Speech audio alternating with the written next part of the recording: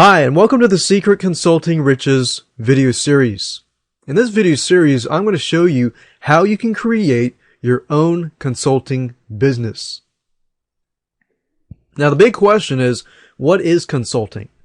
Consulting covers a very, very broad and general niche. So you could be consulting businesses, you could consult individuals, whether, let's say, for example, that you're good at skiing. You could find people who want to learn skiing. You can find people that want to learn a specific niche, maybe scrapbooking, craft making, things like that. But you can also do businesses as well. In fact, consulting local businesses is pretty much where the money is at. So if you want to make, a couple $1,000s or more, then definitely go after consulting businesses. Now, you definitely want to do the proper research before you actually create your consulting service, but you also want to make sure that you enjoy what you're doing. So I'm going to cover both in this video series. I'm going to show you how you can find and create consulting services that are profitable and that you actually enjoy.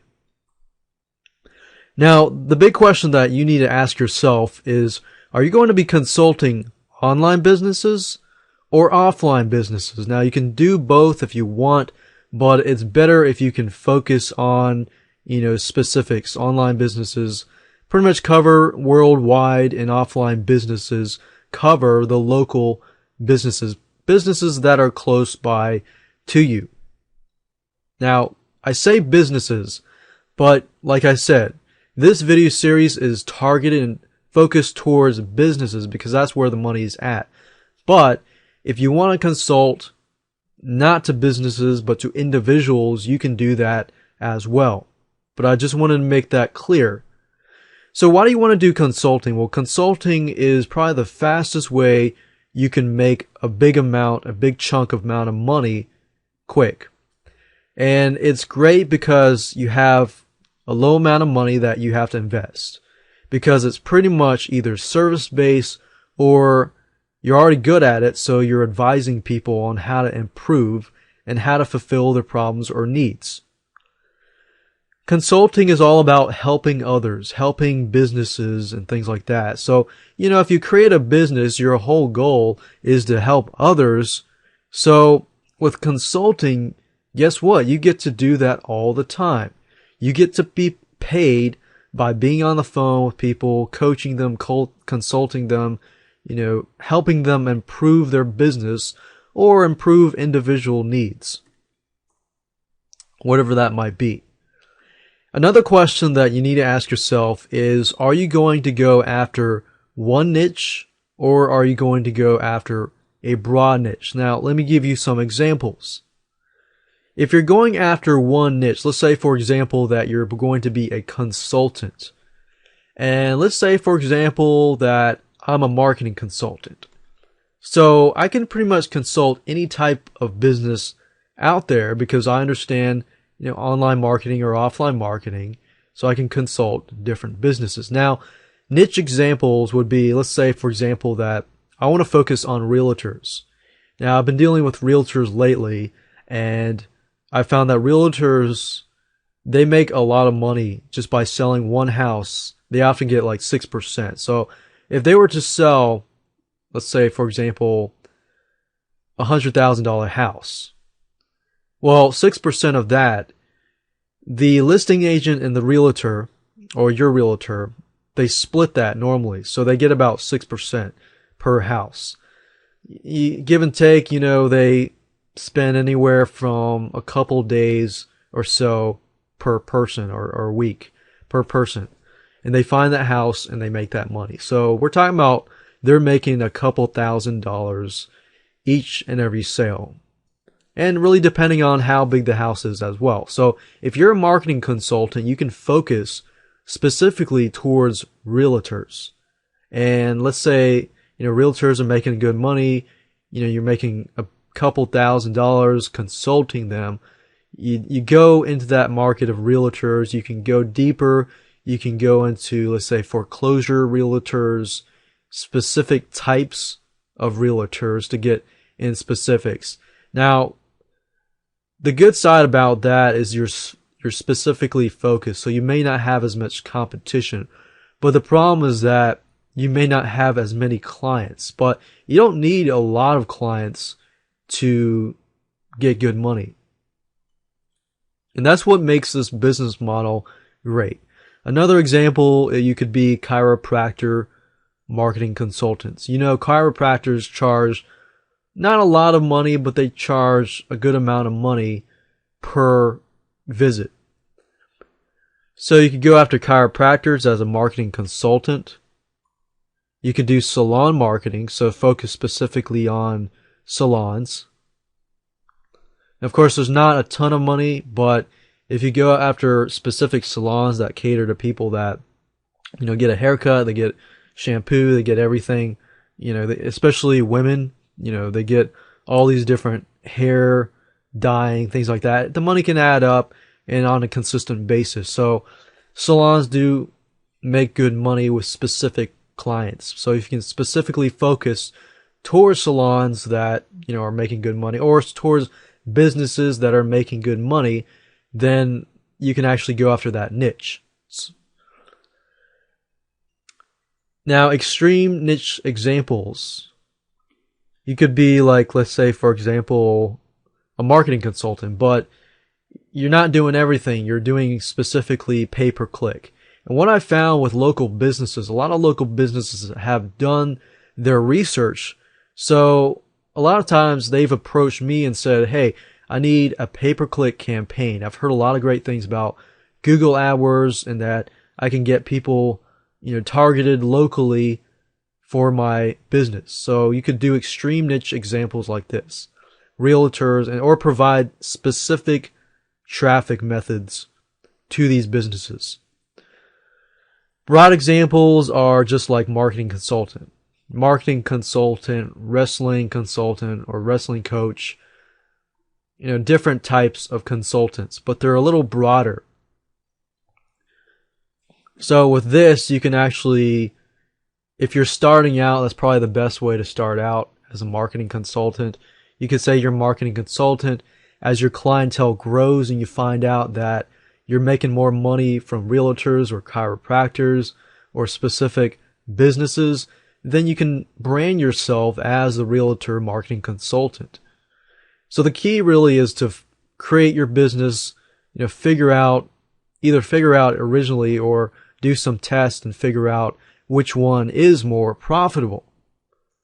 Or a website consultant, copywriting consultant, and so forth. And you can even consult marketing consultants if you want. Now, what do I mean by that? Well, I've done a lot of consultations with business coaches. So think about it. I'm the marketing consultant and I consult other marketing consultants, which then go out to consult business coaches. Business coaches then go out and consult businesses. So with these types, actually, you can make pretty good money with this because business coaches, you know, make good money, or marketing consultants that consult business coaches. I know this is a lot of stuff, but basically, if you're consulting business coaches, it's actually a lot easier to do, I found over the years, because they already have a good amount of knowledge, but you're just giving them specific, tightly focused knowledge to help them help their clients, which are businesses, improve. Now, let me give you a quick overview of this whole video series as a whole so that you understand what I'm going to talk about in this video series so you can expect it and it'll all come together in a faster manner. So video number 1, of course, is this video. Video number 2, I'm going to show you how you can determine your skill set and what you're good at. There's specific methods that I use that I've found over the years help me find, you know, what I'm good at, you know, what I enjoy, and what kind of consulting I can do. And I've used this to help other people find what they're good at as well. So I'm sure you'll enjoy that video. Video number 3, we're going to talk about researching your market and your competition. So once you've figured out, okay, what you're good at and what your skill set are, then you can research that specific market and research your competition. So you're figuring out, okay, is this really profitable or not? And how much competition is there? Now, if there is competition, that's great. If there's too much competition, then you might want to move to the local business arena because there's not as much competition in that area. And then video number 4, we're going to do some brainstorming, figuring out your services. So of course in video number 2, I'm not really going to dive too much into you figuring out your services. That's what we're going to do in video number 4.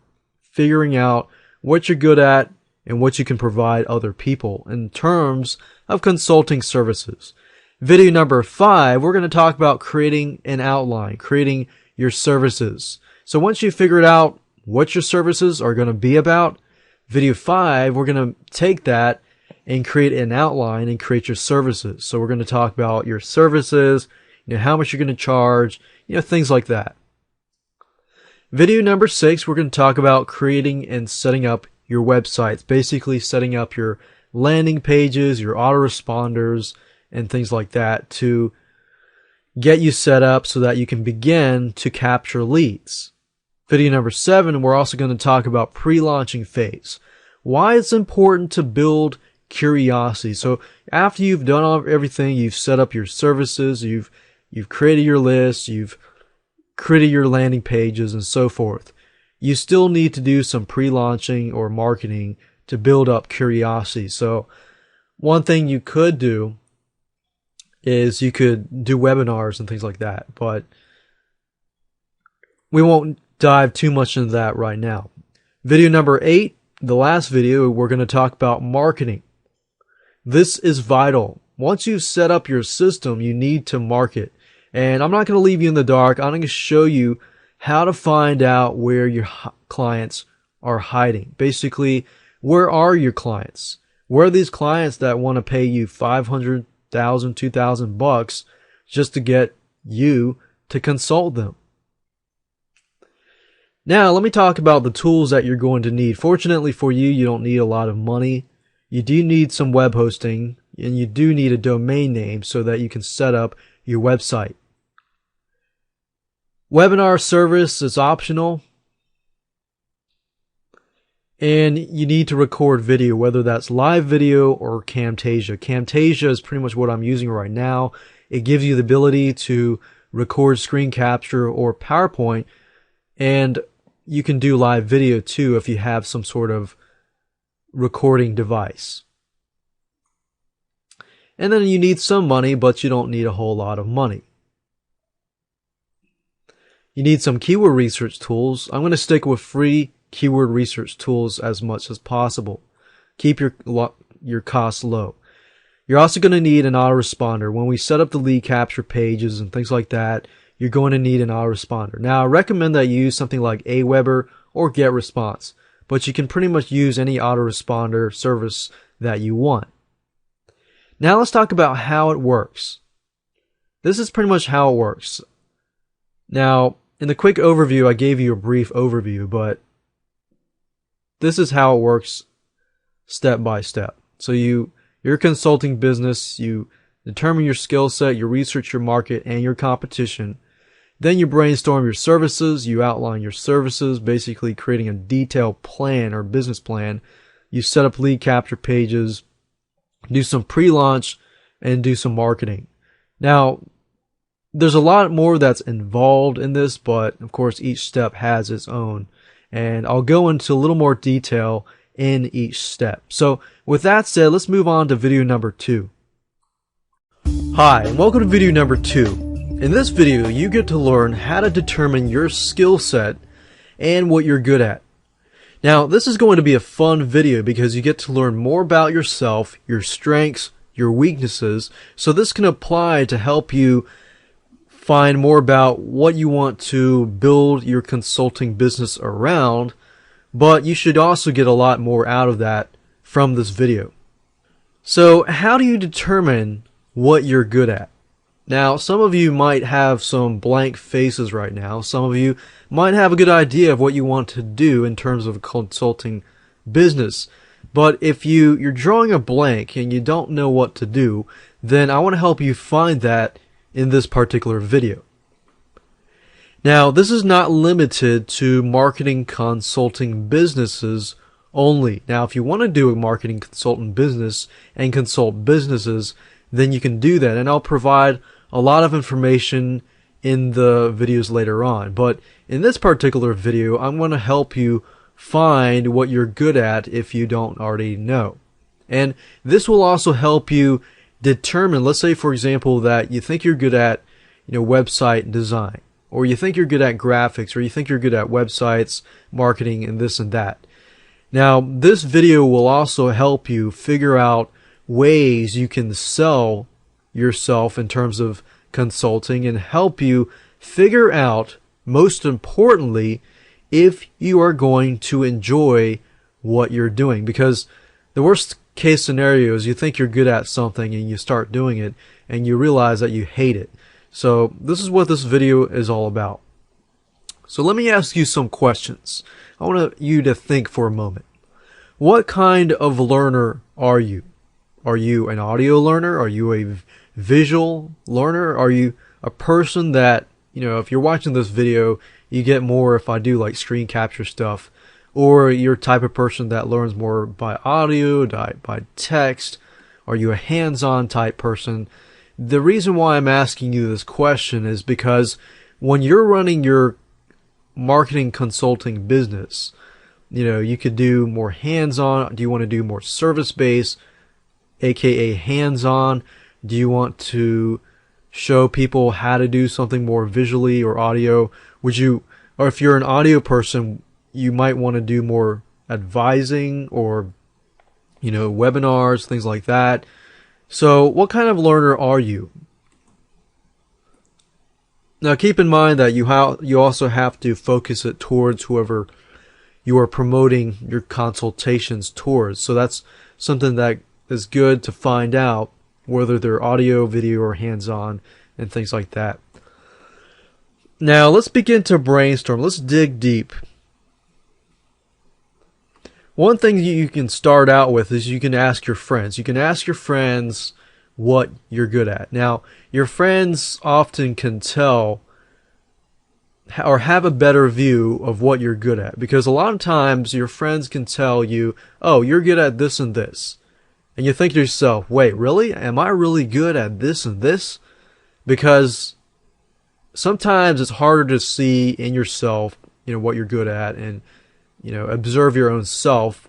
Your friends and your family, forgot that. Ask your friends and your family so that they can give you some ideas. From that, I want you to create a list of things that you are good at. I'm sure you know what you're good at and what you're not as good at. So create a list of things, do some brainstorming, cut off the internet, pause this video, go somewhere where there's no internet, and just begin to create a list of things that you're good at. Now, the reason why I say go somewhere quiet without internet is because internet is distracting. So you just want to get away from all the distracting stuff and create a list of things that you're good at. Even you can go towards things that you enjoy and start jotting down those things. Why do you enjoy those things? What makes those things interesting? And you can jot down, why are you interested in those things? Or why are you good at those things?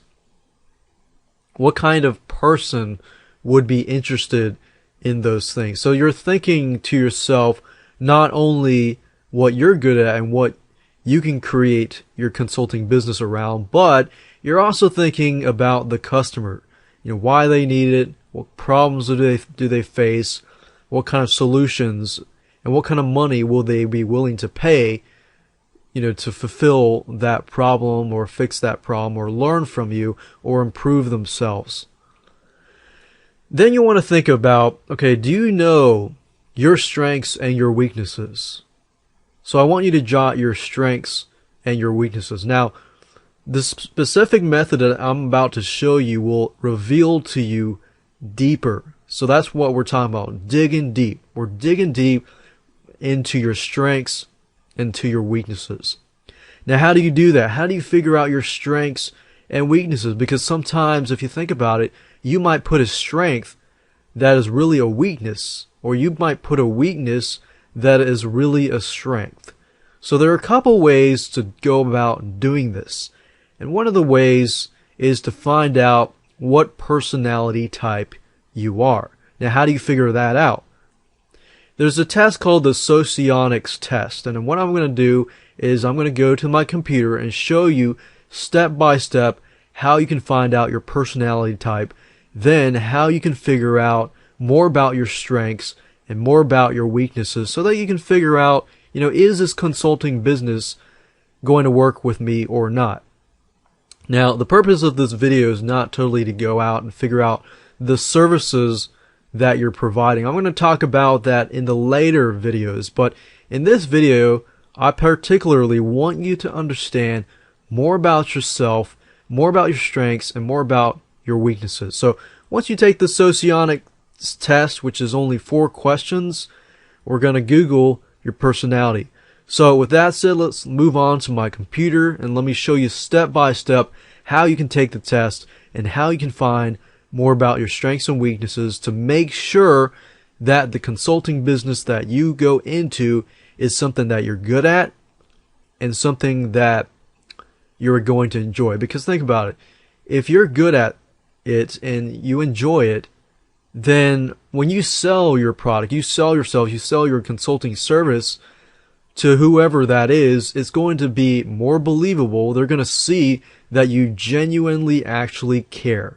And that's the reason why our system here will work well with creating your consulting business. So let's move on to Socionics test.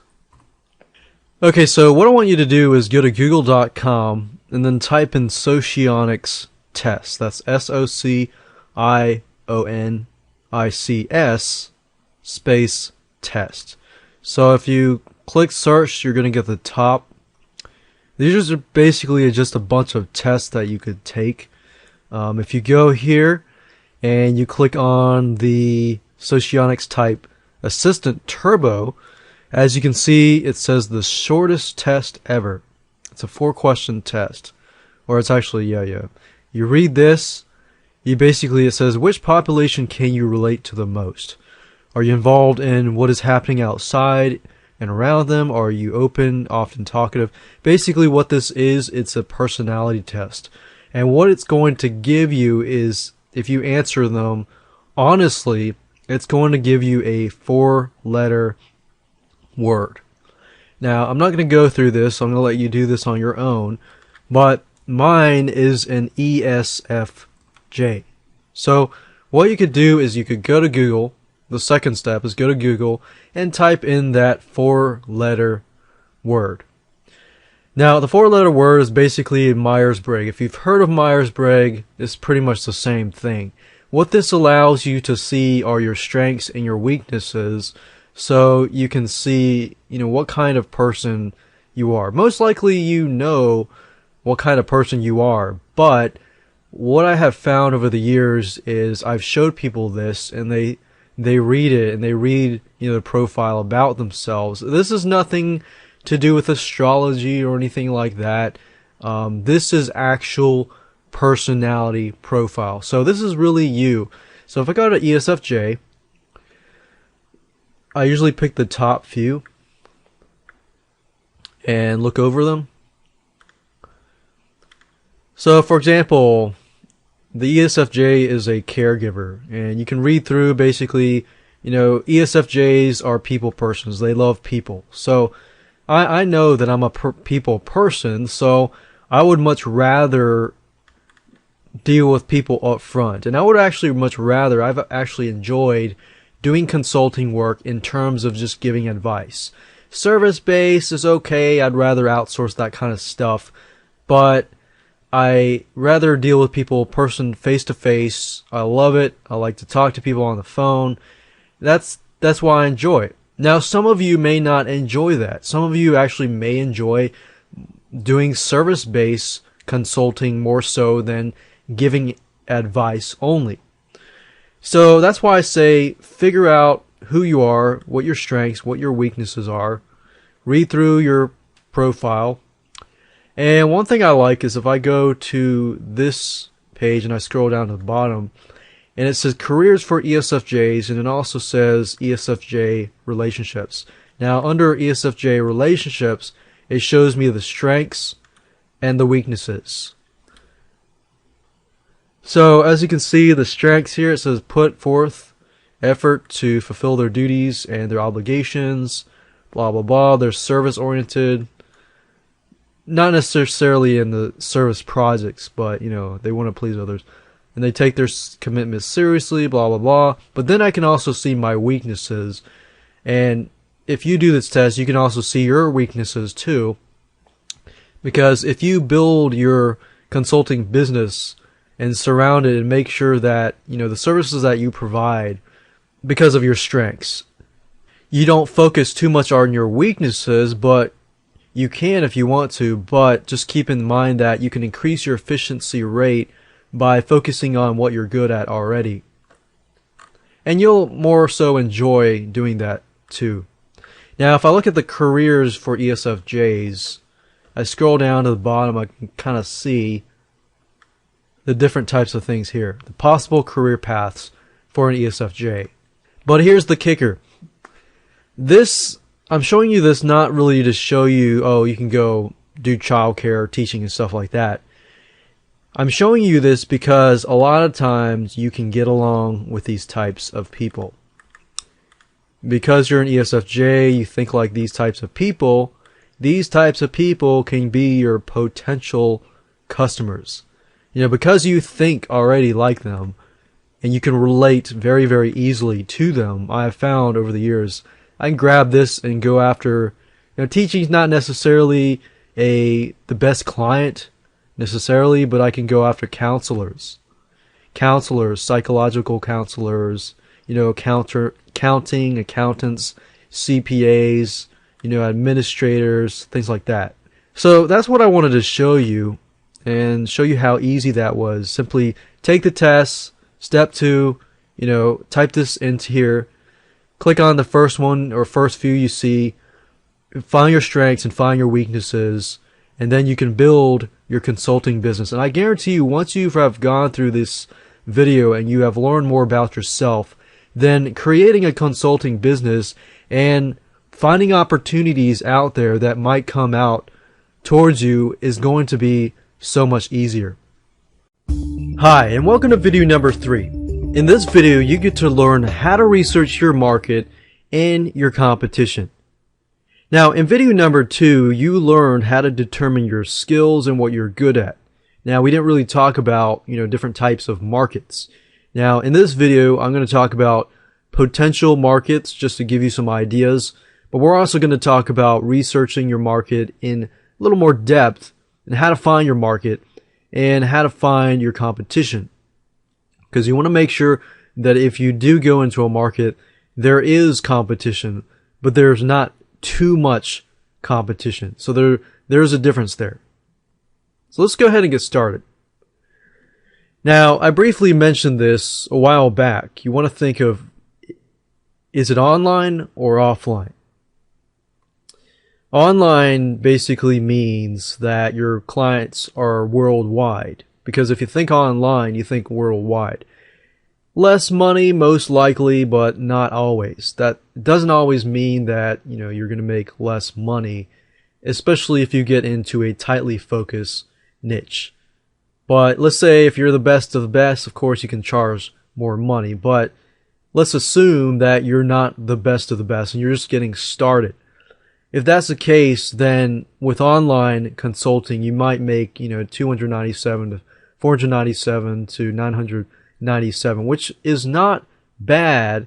And most likely with online, you can get more clients. With offline, you got to do a little more convincing, but most likely your clientele has more money and they're not necessarily wanting to do, let's say, for example, marketing.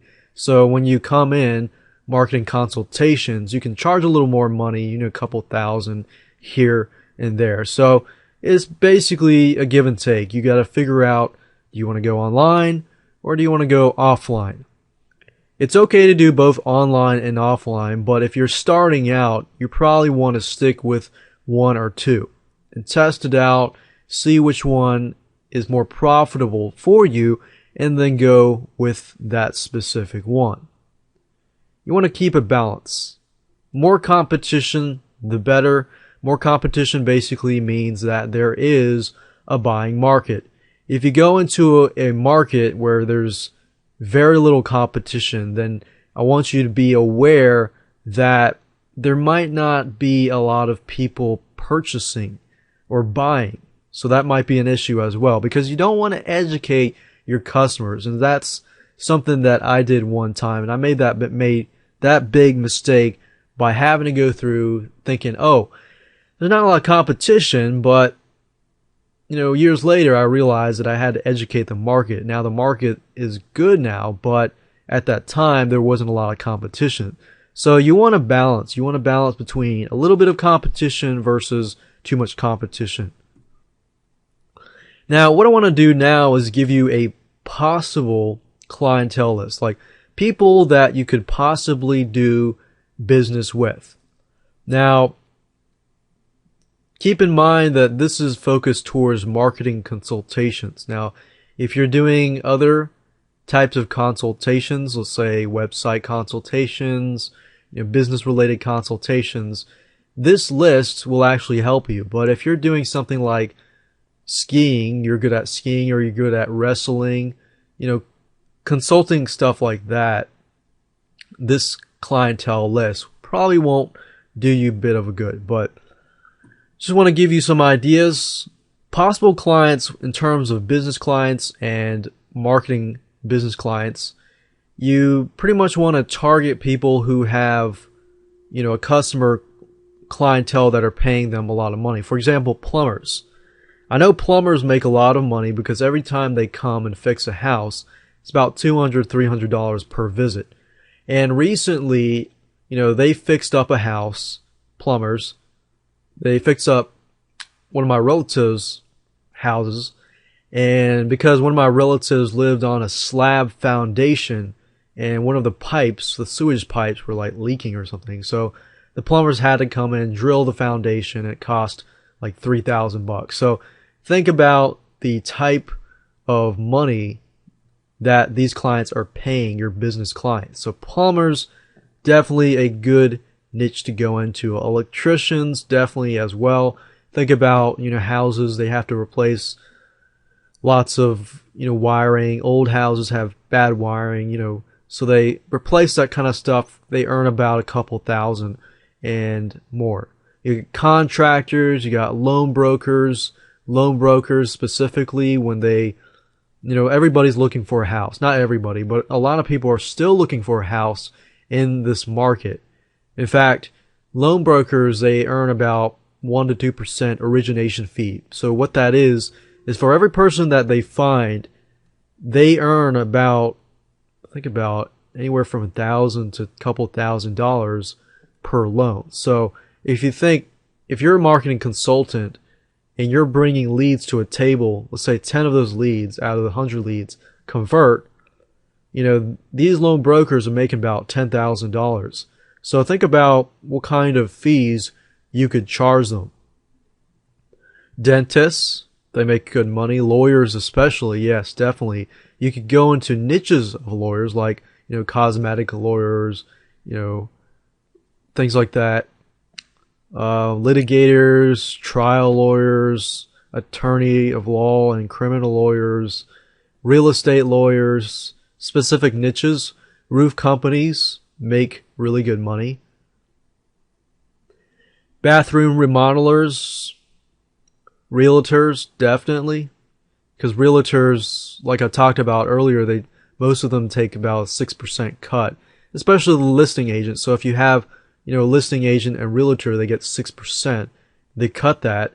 So each realtor is bringing to the table, bringing home about a couple $1,000. Chiropractors, mechanics, car mechanics definitely make good money just because cars are always going to be breaking down. They're going to have a consistent amount of money. I consulted a mechanic company, car mechanic, and at that time they weren't doing as well, but now they're just so packed. that even when I go there, they're having to book me, appointment and stuff like that. So they're making good money with car mechanics. Counselors, different types of counselors, psychological counselors, they make really good money. Landscapers do as well. Window repair replacements, they definitely make good money. I can tell you that, because each window, especially the new energy efficient windows, they're earning about $300 per window. So imagine if you get a client over, one client could pull in, $3,000, $4,000, $5,000. House repair types, moving companies, carpenters, and more. So that's just a brief list of people that you can potentially go after in terms of business consultations, marketing consultations, or anything like that. Now, what are people buying? So this part of this video is going to help you figure out what kind of services you want to provide, because you already know what you're good at. So you want to figure out what kind of services you want to provide. Now, one good way of figuring out what people are buying is by going to Amazon.com books. I like books because books is a great way to figure out, especially do-it-yourself books. But books in general, books, audiobooks can help you figure out, is there a big buyer's market out there for that specific niche? Now, of course, you're doing consulting work, but think of the books like they're sort of like consultants. So they're consulting these people, but of course you're consulting the businesses. Therefore, the businesses are, helping these people. So think of books like a way to figure out if there's a buyer's market. Barnes & Noble's books is also good. Barnes & Noble's, if you don't know, it's similar to Amazon.com, but it's basically a bookstore. Apple Books, you could go to the iTunes store, Apple store, figure out what kind of things people are buying. And you want to ask yourself, are there a lot of books being bought on that specific subject matter? So, for example, if I was running a marketing company or a marketing consulting company, and I was specifically targeting, let's say, plumbers, and I want to be the marketing consultant of plumbers in a specific area. You could do research on, plumbing, things like that. Now, there are two views, two different perspectives. You could study the plumbing and different types of plumbing to understand, what kind of needs they have. But primarily for yourself, if you're creating, a list of services, you can do research on, is this marketing consultant service going to really work? Or is this skiing consultant service going to work? So you could see it in two different lights. Okay, so right now I'm located at Amazon.com, and what I want to do is basically do some research.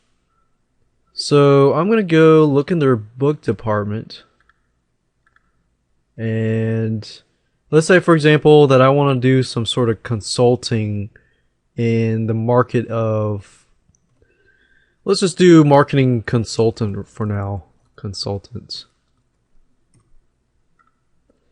Now, the good thing about Amazon is it lists what it sells the most from the top to the bottom. So as you can see here, guerrilla marketing for consultants, getting clients, and so forth. Now, another thing you can do with Amazon is if you type in the word consultants, you can kind of get a good idea of what kind of consulting gigs and consulting subject matters are out there. So if I put in consult, it also gives me different services and things like that are provided by consulting. And another good thing is if you want to do some research, let's say for your client, then you can say like plumbing. what kind of plumbing category, what is selling from top to bottom. So what is the highest demanded things from top to bottom? So Amazon is a good tool to use. Barnes and Noble's is barnesandnoble.com. You can do the same thing here as well, just to do some research, just see if there's a buying market out there. And study their customers. Like I said, if you're going after a plumbing business owner or a realtor or electrician or a specific type of plumber or specific type of lawyer, then study their customers. And when I say their customers, I'm talking about, let's say, for example, you're consulting a business owner, and then, the business owner's customers. So study their customers. How urgent are their needs? How much are they willing to pay to fix their problems? Like I gave you the example of the plumbers. Plumbers, their customers obviously have urgent needs. I mean, think about it. If your sewage pipeline just broke, then your house is going to smell like sewage. So definitely you're urgent. You're very urgent needs. You're willing to pay good money to get it fixed. Otherwise, your house is going to really smell. So, okay, so right now what I'm going to do is basically spy on the clients of your business clients. And to do that, I want you to go to google.com and type in quantcast.com. So this is what quantcast.com looks like. Basically, this site is a research tool. It's free, and it allows you to find information more about the audiences of a specific niche. So for example, if I want to type in plumbing or plumber, I'll type in plumber. And you'll notice that Quantcast gives you data about these sites. And then from these sites, you can, if you go down to about the bottom area, it'll show you a little bit about the client. Each client, 57% are male, 43% are female. The majority are 35 to 50 years old, or some are 18 to 34. Caucasian seems to be a mixture. No kids. It basically gives you an idea of what kind of person the client is. And being that most of the clients are about 35 to 50, probably means that they have good money, or at least they're stable income. And you can see how much they earn and things like that. So this will give you a good, not exactly exact data, but it'll give you a good impression of what kind of clients your client has. So if your client is a high earner, like it has a job, and their clients, are able to pay them, good money, then most likely that means that when you get into that niche, then they're going to be able to have that budget to afford your consulting services. Now, if you go to Quantcast and you go do research on a specific niche, and you come out to find that all of the people viewing that niche are like teenagers and younger than 18, you might not want to go after that niche, because you know that they're probably not going to have money, or they would have to convince their parents to buy, the consulting services and things like that for them to improve. So this is just a good tool to use for that purpose. So think about that. Who are your customers, and who are their customers, and what are their needs? Are they willing to pay a good amount of money? Because you want to focus on clientele that is actually doing well, making money, and willing to pay you good money to do consulting or service-based projects and things like that to improve their sales or to improve themselves. Now let's talk about the competition analysis. Now, when you figure out who your competition is, there are different ways to go about this. If you're going online, you can go online. You can pretty much use the same method online or offline. You can use keyword tools like Keyword Spy and look at their pay-per-click ads. So let's say, for example, that I am running a video marketing consulting business. So I can figure out I can go online, go to Google, type in, video marketing consulting or marketing consulting and see what kind of pay-per-click ads come about, or go to Keyword Spy and see how much competition you have. You can use other tools like Market Samurai. I'm not using that in this video series just because I want to keep everything free. But personally, I use Market Samurai. I think it costs about $97 at the time when I purchased it. But it tells you a lot about your market and your competition analysis. Now, in terms of offline, you can also use keyword tools. You can also find pay-per-click ads. But you can also look at newspapers, niche magazines, niche newsletters, and so forth. Now, while you can use all the fancy tools like Market Samurai and other keyword tools to find your competition, I'm going to show you a simple way to research your competition. Now, if you want to dig deeper, you're going to have to use the keyword tools. But this will help you get an idea of what your competition is selling and get an idea of what you can sell as well. Now, this is a two-step process. The first thing to do is, of course, to go to Google. Now, when you're in Google, the first thing I want you to do is there's two keywords or two Google, what we call Google operators. If you put this into Google, for example, and all in title, what we're basically searching are websites that contain the keywords video consulting or video marketing consulting. Let's say video consulting. So this shows us online video consulting, network video consulting, streaming video consulting, video production, digital, and so forth. Now, I'm going to change this to online video consulting, because everybody wants to know how to get their videos on YouTube and how to get their videos to how to use video marketing to market their products and things like that. So as you can see, when I put online video consulting, I see a whole lot of different types of online video consulting. So what you could do is you could go through here and just take a look at what people are offering.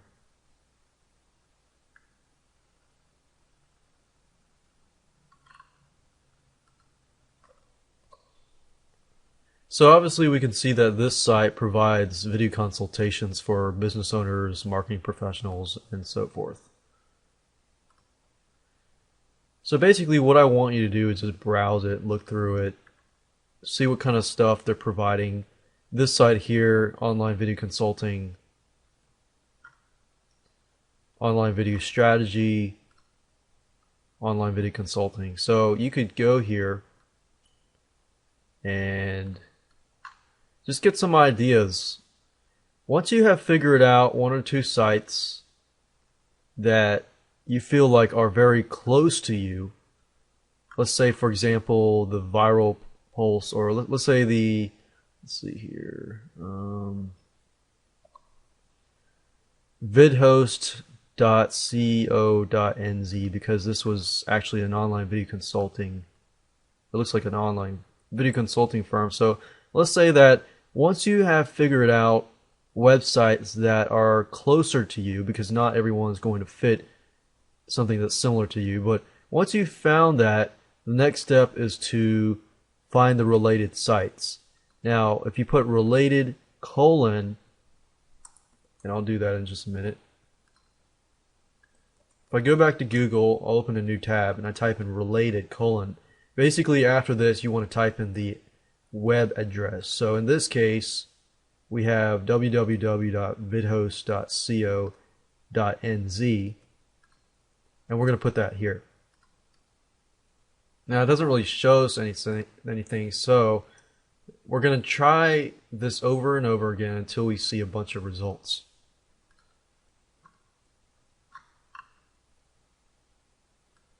So I could try this one. So I'm going to try the Viral Pulse, Usually the ones at the top are better, or the bigger companies.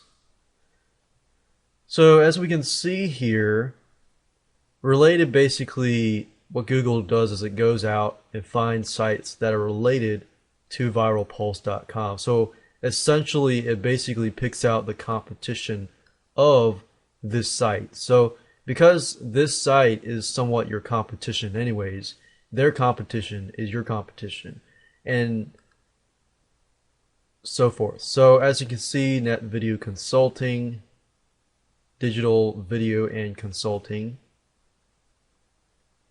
So you can go through here and get a good idea, and open the website, look at what they're offering. Obviously this is network security, so that could be a little different consulting, but it gives you an idea of what kind of different types of video consulting that you could branch out into.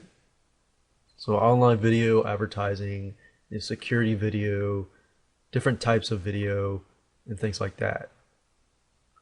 And you can do the same thing with other things, like let's say for example that you were providing purely Facebook advertising, so Facebook consulting.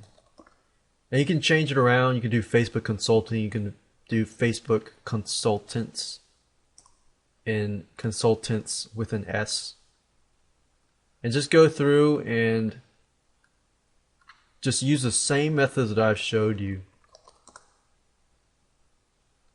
And once you find that site, then of course do related so that you can see not just that site but other of your competition. Just look through it and get a good idea of who your competition is. You don't have to worry too much about all the statistical data, but figure out who your competition is, what they're providing, and get that idea of what you can provide as well. Hi, and welcome to video number 4. In this video, you're going to do a little more brainstorming, but you're going to figure out exactly what kind of services you want to provide. Now, in video 2, you found out about your strengths and what you're good at. Video 3, we talked about, doing some research about your competition and your market. And now you're going to figure out what kind of services you're going to provide and what they're going to cost and things like that. So let's go ahead and get started. The first question that I want you to ask yourself is this: what type of consulting business do you want to run? Do you want to run purely a service-based consulting service? Or do you want to just do advice, or do you want to do both? Now, it might be a good idea to start with one of these two before you do both, because you don't want to overwhelm yourself. So when I talk about service-based, let's say for example you want to help a realtor build their list of clientele lists, or their prospects. So what you could do is help them set up an autoresponder and a lead capture page. That would be service-based. Now you could consult them along the way if you wanted to, but if you're just doing consulting, then consulting would be just giving them advice. For example, a lawyer gives a person advice. You hire somebody, let's say for example, an accountant or CPA. A CPA is a certified, public accountant, somebody who can advise you in terms of taxes and accounting and things like that. So that would be a consulting only business, but you can do both if you want to. Let's say for example you're in the marketing consulting business or the copywriting consulting business. So you could offer people services in terms of like writing their copy, writing their ads, writing persuasive content, but you can also advise people who don't want maybe to do your service-based service, but they want to take you up on your consulting and they want to do this themselves. So in this case, you can just coach them and consult with them, tell them what to do, look at their, copywriting, look at their ads, tell them what they need to do in the future to improve their current ads. So that's something to keep in mind. Now, from video number 2, you learned how to determine your best skills. Now, what I want to do now is I want to show you some examples that derive from them. So these examples primarily focus on marketing related consulting businesses. So if you're looking to start your own, let's say ice skating consulting or wrestling consulting or accounting or lawyer consulting business, you can use these ideas, but you can pretty much ignore these next few slides though. But what I'm trying to do is I'm trying to help you to show you how to dig deeper. Once you learn to, what you want to do, you can dig deeper and find what kind of services you want to do. So let's talk about graphics. Remember how I talked about in video number 2 what kind of learner you are. You've got audio, you got visual, and you got hands-on. Well, graphics tends to fall under the visual / hands-on type of person. So if you found that you're good at graphics and you're good at artists and designing and you have a good eye for that, you may not be the best right now, but that's something that you've done designs and things like that, then this might be something you want to go into. And believe it or not, graphics has a lot in terms of consulting businesses because a picture is worth 1,000 words. If a company's logo is not that great, it needs to be improved, and you have a good eye for things. You may not be a great designer, but you have a good eye for things. If that's the case, then you can outsource. You can do outsourcing. You can find somebody who is a good graphics designer, hire them, have them work for you on a consistent basis, and you can act as the broker. So you could take a logo that's not as good and improve it as a service-based project. Mini site designing. Online businesses have lots of mini sites. So you could do mini site designing, you could do graphics, logos, website designing. Website designing is big in terms of offline consulting because a lot of businesses offline just don't know how to build a business. They don't know how to build a logo or design a logo and things like that. So like logos, for example, you can charge $200, $300 for a logo. All you have to do is find somebody to outsource it to. You can get a really good logo designed for less than 10 to 20 bucks, have it designed, and guess what? You're pretty much consulting in that manner. So graphics can turn into company logos, branding, brand marketing. So you could become a brand marketing consultant or a branding marketing consultant. Logical. Let's say you're the type of person that is very logical. You're good at, let's say, for example, programming. You may not be a programming. For example, I used to program, but I found that I was really not that good in programming. But I'm very logical, so I have the ability to create really good software programs in terms of taking an idea and creating a software product out of that. So I've done this before where I've taken an idea, I've created, the software specifications and helped people create software projects. So that's what I'm trying to tell you. I'm trying to tell you here that you may not necessarily be good at something. You may not even know how to design graphics or do programming, but if you know how to get around that and you're logical and you know how to create website programs, you're good at computers or, things like that, then you can go into the website / marketing consulting area, the website consulting area, the programming, the software development consulting area.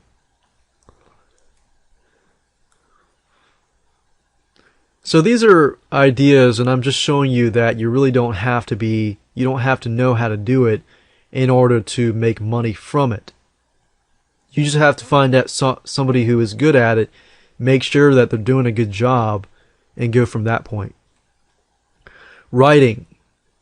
Not everybody is good at writing, but if you're kind of good at it and you have a good view of copywriting, writing, sales copy, press releases, article writing, persuasive writing, ads writing, and so forth, PPC ads writing, and all that other stuff, then you can get somebody to do copywriting for you, or you can do it yourself.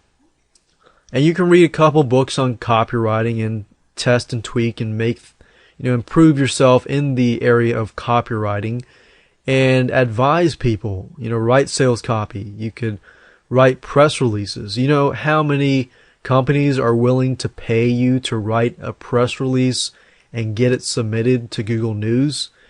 Well, let's say, for example, press releases. You can get somebody to write a press release for less than $20-30. You could use sites like WebWire and other sites like WebWire. There, you could do article marketing, submit them to sites like Easy Articles, onlywire.com, and well, actually, OnlyWire does social bookmarking, but in a way, indirectly, you can use article marketing and submit articles as social bookmarks. But I'm not going to get into that right now. The point is, companies, local businesses are willing to pay you anywhere from $500 to $1,000 if you can get a press release written and if you can get that press release submitted to Google News. You can use WebWire, you can use prweb.com. WebWire is only $20. I think it's $19.99, but technically that's $20. But you submit to them and they can get you that press release into Google News. Now, most offline businesses don't realize, but when they hear, wow, you can write a press release and get it submitted to Google News. I mean, think about it, Google News.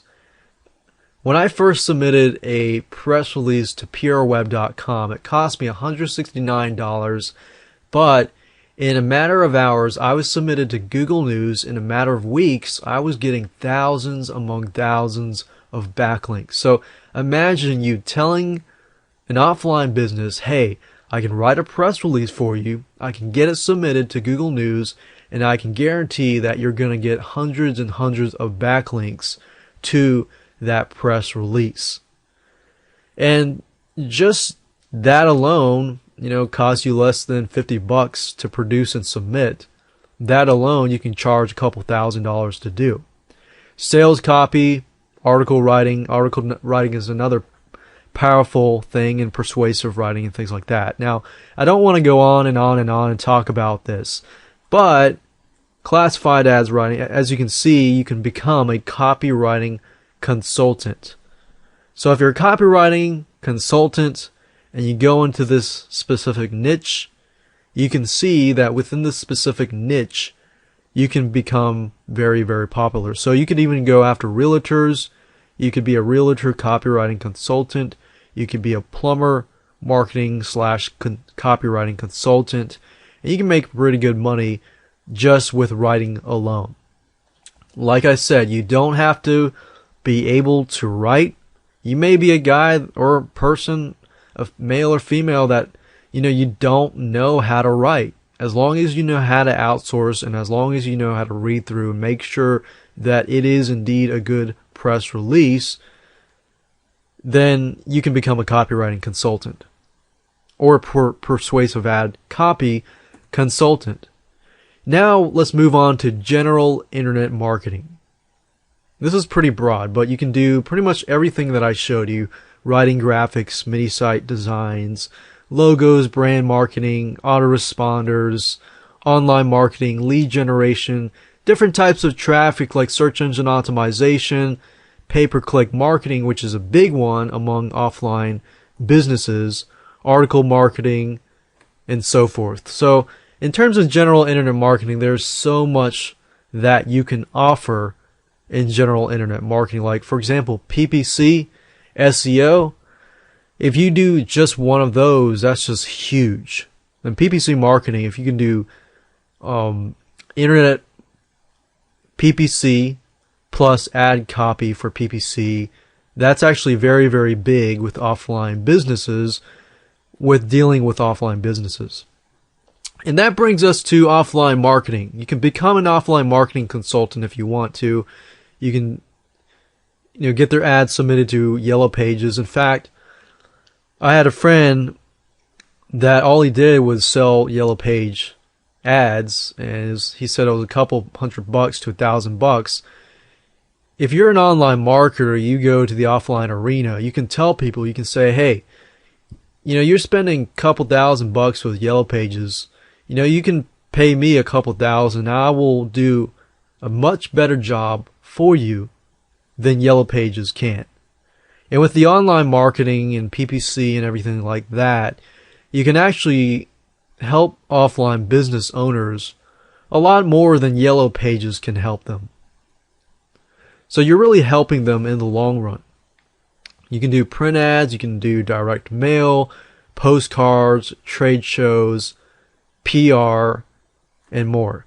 In fact, I have a friend who's an offline marketing consultant, and she does very, very well because she knows, trade shows and things like that.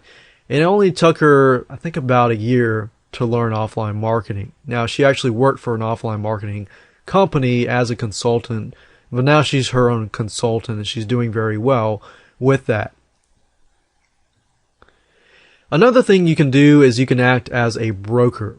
Now, I briefly touched base, on graphic design and things like that. Acting as a broker is basically like you're like a middleman, but you can outsource everything and you're just making a cut. So, for example, the graphic design, logo, and brand marketing, even if you don't know how to do graphic design or logo creation and things like that, you can offer that as a service. Now, how do you do that? Well, you can outsource by using different sites like odesk.com, scriptlance.com, rentacoder.com, guru.com, fiverr.com, and more. Now, I will say in terms of graphic design, I have found people that can design primarily on Odesk and I would say scriptlance.com. Even though Scriptlance is primarily a programming site, I've been able to find really good graphic designers there, and odesk.com. Scriptlance.com, I've found you can also find really good programmers. So if, for example, you wanted to be a software consultant, you can use scriptlance.com. But one thing you have to make sure is when you're a broker, you don't want to, let's say you give a deadline to the client. You say, hey, I'm going to get this done in 2 weeks. If you don't have a good relationship with somebody already, whether through Odesk, Scriptlance, Rentacoder, Guru.com, or Fiverr.com, if you don't have a good relationship with some freelancer, designer, programmer, or so forth, then they may not stick with that day. So you definitely want to give yourself double the amount of time to give yourself enough wiggle room just in case somebody comes back, 2 weeks later. Now, I will say graphic design is generally fast. Software programming, generally I give them double the time. So if the programmer comes back to me and says, hey, this is going to take a month, I'm going to go to the client and tell them it's going to take about a month and a half. But, I'm going to say it's going to take about 2 months to develop the software. But what I'm going to do is knock off a few couple $100 off your cost, just to make the client a little happier. Fiverr.com is a good site. It's a site that you can go to pay people $5 to basically do just about anything. Article marketing. I've found programmers on there. Programmers, not that great. It's okay, but graphic design and article writing I found to be phenomenal. Pay $5. It's pretty amazing. So give it a try. So like I said, the advantages of being a broker is you save time, you save money. But the disadvantages is if you find bad workers and you don't have a relationship with somebody, you can decrease your reputation and your credibility. So the best to start out with is to build around your consulting business something that you're already good at. Eventually, as you get more and more clients, you can outsource that work. Or you can act like a broker and find somebody who is good and build a good relationship with them, and then build a consulting business around that. Hi, and welcome to video number 5, where you get to learn how to create your outline and create your services. Now, we're also going to be talking about, how to figure out what kind of services to provide to your clients and your customers. Now, before we talk about the outline and figuring out what your services are going to be, let's talk about the client. The first thing you need to understand is your client, because guess what? That is who is going to buy your product, your services, or your consulting. Now, what I've done here is I've laid it out into a step-by-step process. So you can see that you create a project outline for your clients first, because not all of your clients are going to get all of your services. Some will have some of your services, some will have some of your other services. So there's no one-size-fits-all outline or service outline. So you're going to give your clients a specific customized project outline. You're going to figure out what their goal is. What is their goal? Most likely it's just to market the products and get more money, things like that. But yeah, that's pretty much self-explanatory. But what are their specific goals, or what are the goals? What are the specific goals? And then you need to figure out, okay, how can I get that client to that goal by using specific strategies? And then how realistic are these strategies? How long is it going to take? And of course, what do you need to do to get this client to their goal? Now, keep in mind that not all clients are created equal, and not all of their businesses are going to be the same. So really, there's no one size fits all. So that's pretty much a general view of understanding your clients. And like I said, there's no one size fits all plan. However, if you understand, you have your outline created, you have your services created, and you try to figure out all the services that you can provide, then you can customize it. So the first thing you need to do is you need to meet with your customer. That's pretty much the primary thing. So you need to meet with your customer first. You need to ask them lots of questions. See, the more questions you ask the customer, and you can even give them free advice, that's fine.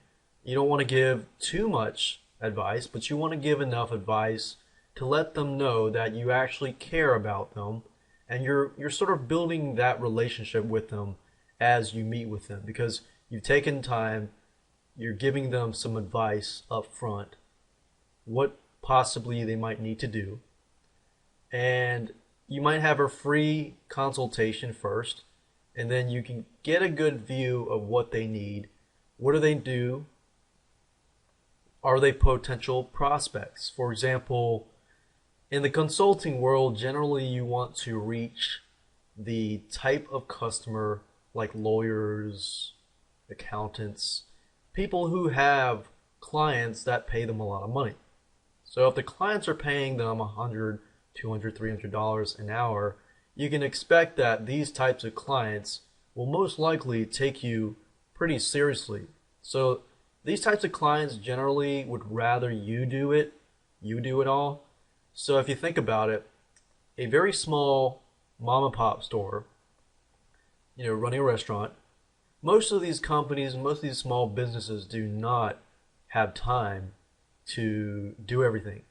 However, there are some people that have time to do that. So you got to think, do they need consulting or do they need done-for-you services? Now, generally what I found is if you find a customer that has a mix, they want you to do services plus they want some consulting, then this is a good customer. So the question is, can they afford to pay you now, and can they afford to pay you in the long run? Now, if they can afford to pay you now, that's great. But if they're not getting consistent income themselves, then they may not be the best customer.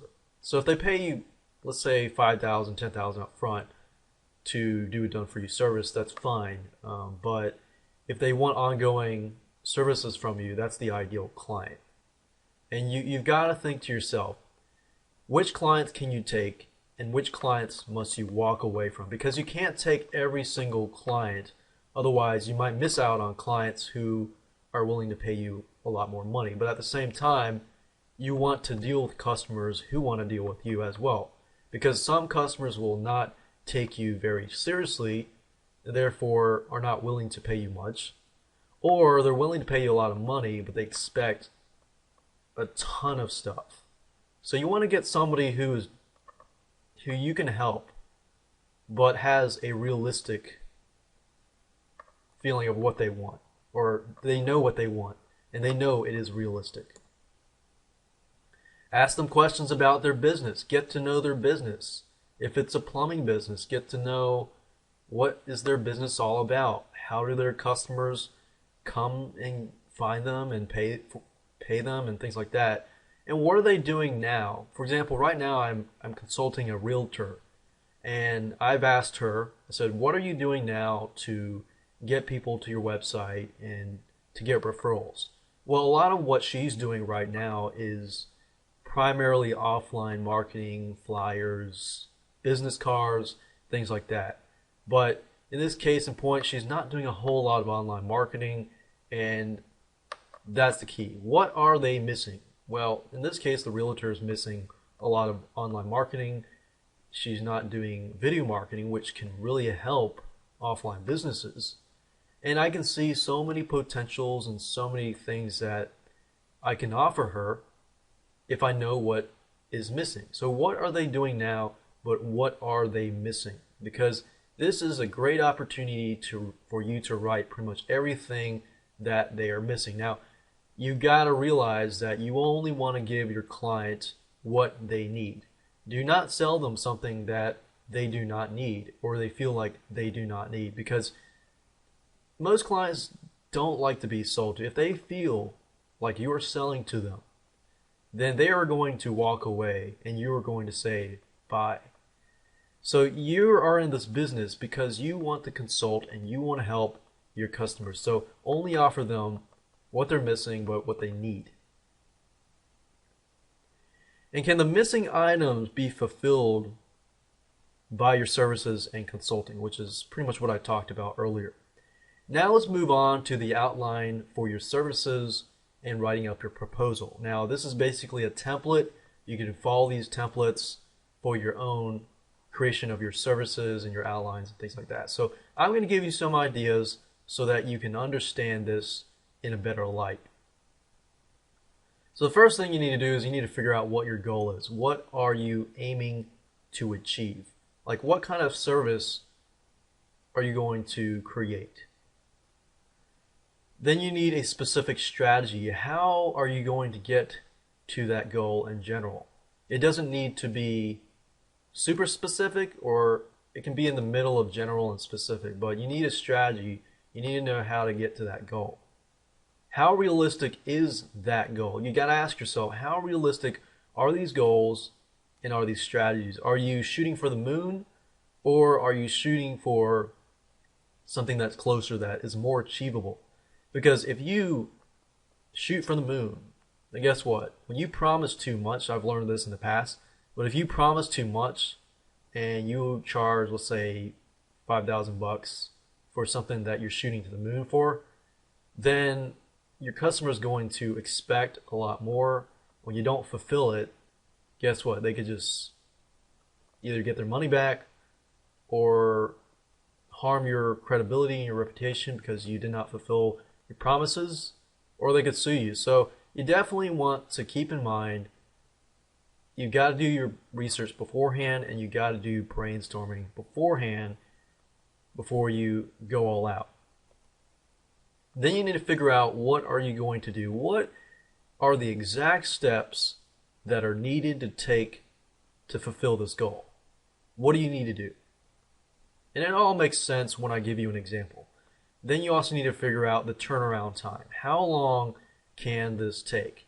And be sure to give yourself at least 1.5 or 2 times more worth of wiggle room. So, for example, if you feel like you're doing video consulting or Facebook marketing, and you feel like an ad takes about an hour to set up, I would give yourself 1.5 hours or 2 hours to set up the ad campaign. Because remember, a lot of times when we estimate services that we do, at least I do, you got to know yourself, of course, as well. I know that I tend to estimate a lot smaller. So if I tell somebody, hey, I'll have it done in about 2 days, that's usually a whole week for me in reality. So I found that I know myself and my estimation is a little off.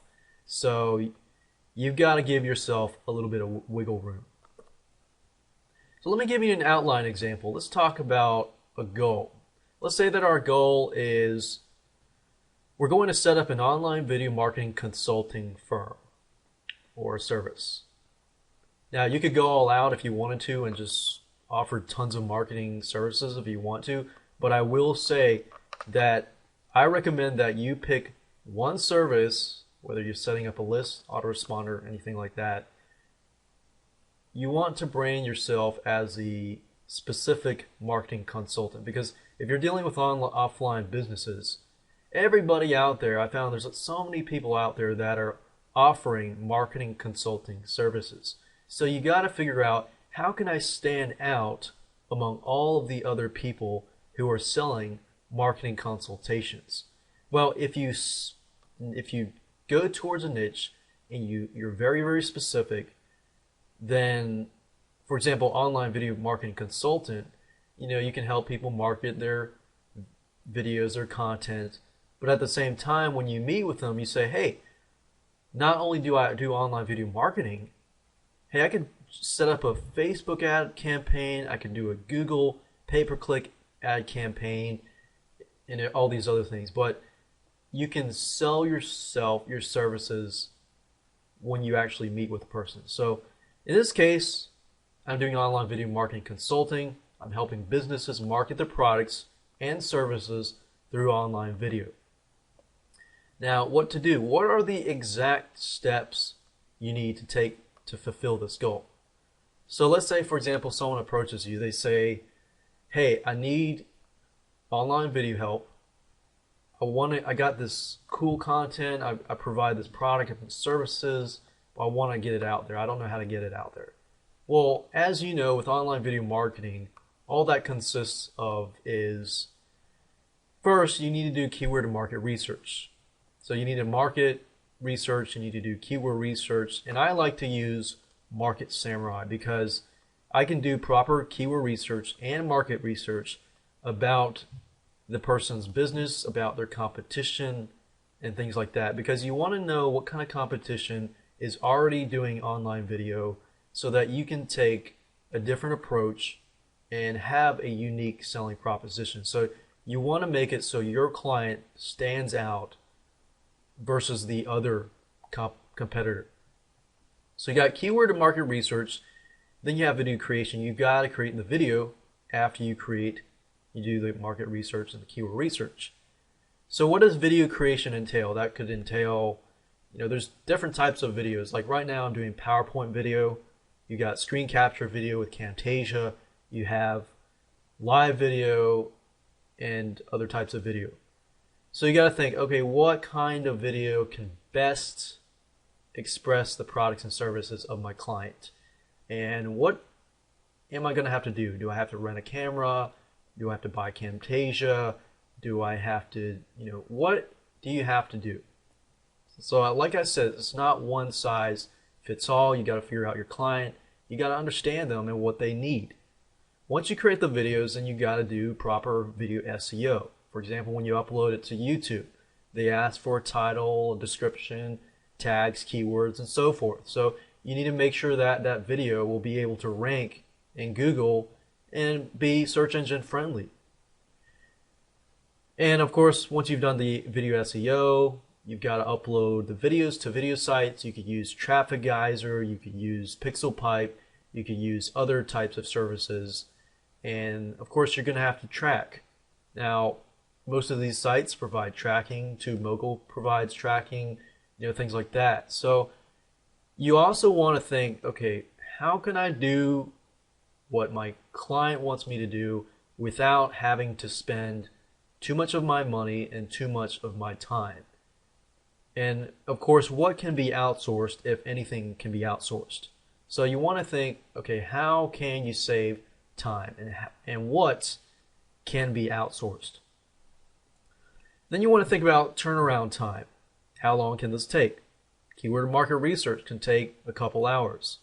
Generally, I'd say about half a day to a day for proper keyword research, just because for each client, I do a lot of research just to make sure I understand the competition, everything like that. So a day's worth, you got to think, okay, would this be consulting or the service? If I'm doing the work, then of course, that's going to be a service. But if I'm just consulting them and I'm telling them, hey, you need to do this, this, you need to do keyword market research, video creation, video SEO, blah, blah, blah, blah, blah, blah, blah, then that's consulting. However, I will tell you, most of your clients, they don't really want to learn about video marketing. They would rather pay you money to do video marketing. So for most cases, I found it tends to be done for you services.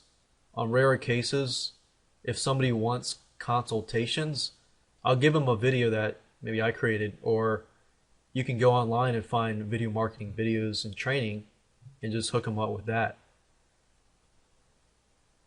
But at the same time, generally, I would recommend that you do the done for you services, because if you do consulting and you just send them to a video marketing page or somebody else's site, you're pretty much sending those people and those clients to the other site. So you don't want to do that. You want to keep track and you want to keep that customer so that you can help them one-on-one.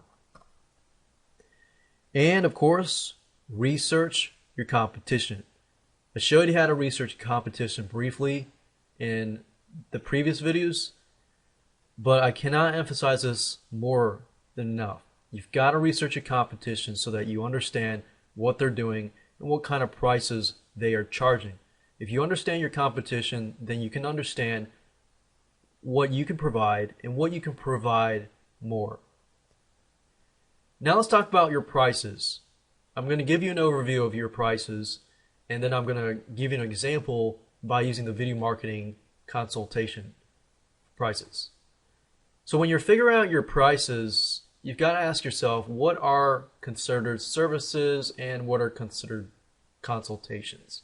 Now, preferably, I prefer to charge service-based per project. So you've got to know yourself if you're going to charge any price. For example, if you're going to set up an autoresponder and you tell the client, I'll set up the autoresponder, I'll set up your list for $2,000. Or what if you said $500? We'll just use an example. Let's say you say, I will set up your autoresponder and all these other things for $500. You don't want to overestimate, but you don't want to underestimate as well. So some people think, okay, well, I'm going to just charge per hour. That way, if I work 2 days worth, let's say 8 hours per day, 16 hours, then I can make money from that, and I charge $50 for an hour. While, yes, the thought and the concept, and you might be thinking, if I charge $50 and I work the whole week, I'll make a lot of money. While that is true, you're missing out on clients that you could possibly have. At the same time, if you're only charging $50 and you do it all in 2 hours, you walk away with $100. So that's why when you charge per project, that is generally best, just because then you don't underestimate and then often you don't overestimate. And you don't want to discount or give people discounts or give people freebies or bonuses. Otherwise, that takes away from your value. So if you feel like, okay, you can do it under $1,000 and it takes you less time to do that, you could over deliver and give them more. Consulting generally is paid by hour. You can offer 100, 200 bucks or whatever prices, depending on your track record. And I found consulting, if it's consulting, I have to do less work because I just consult them and tell them, what to do. And I found services tend to be better. But if you have a services and consulting, it's a lot more fun because you have a variety of things to do. Then you got to think what can be outsourced in terms of the service-based stuff. Now, consulting, of course, that's just face-to-face, so that can't really be outsourced unless you have somebody working with you. But consider with services, you can outsource services, and that's not hard to do. And in fact, if you want to set up an autoresponder, you could have your virtual assistant do that, and you can take on more projects that way. Now, let me give you an example of prices. You want to ask yourself, do they want consulting or do they want a done-for-you service? And like I said earlier, most businesses will want you to do it for them. They don't have time to do the marketing because they are too busy working on their restaurant, their business, their clients, and so forth. So let me give you an example of video consulting.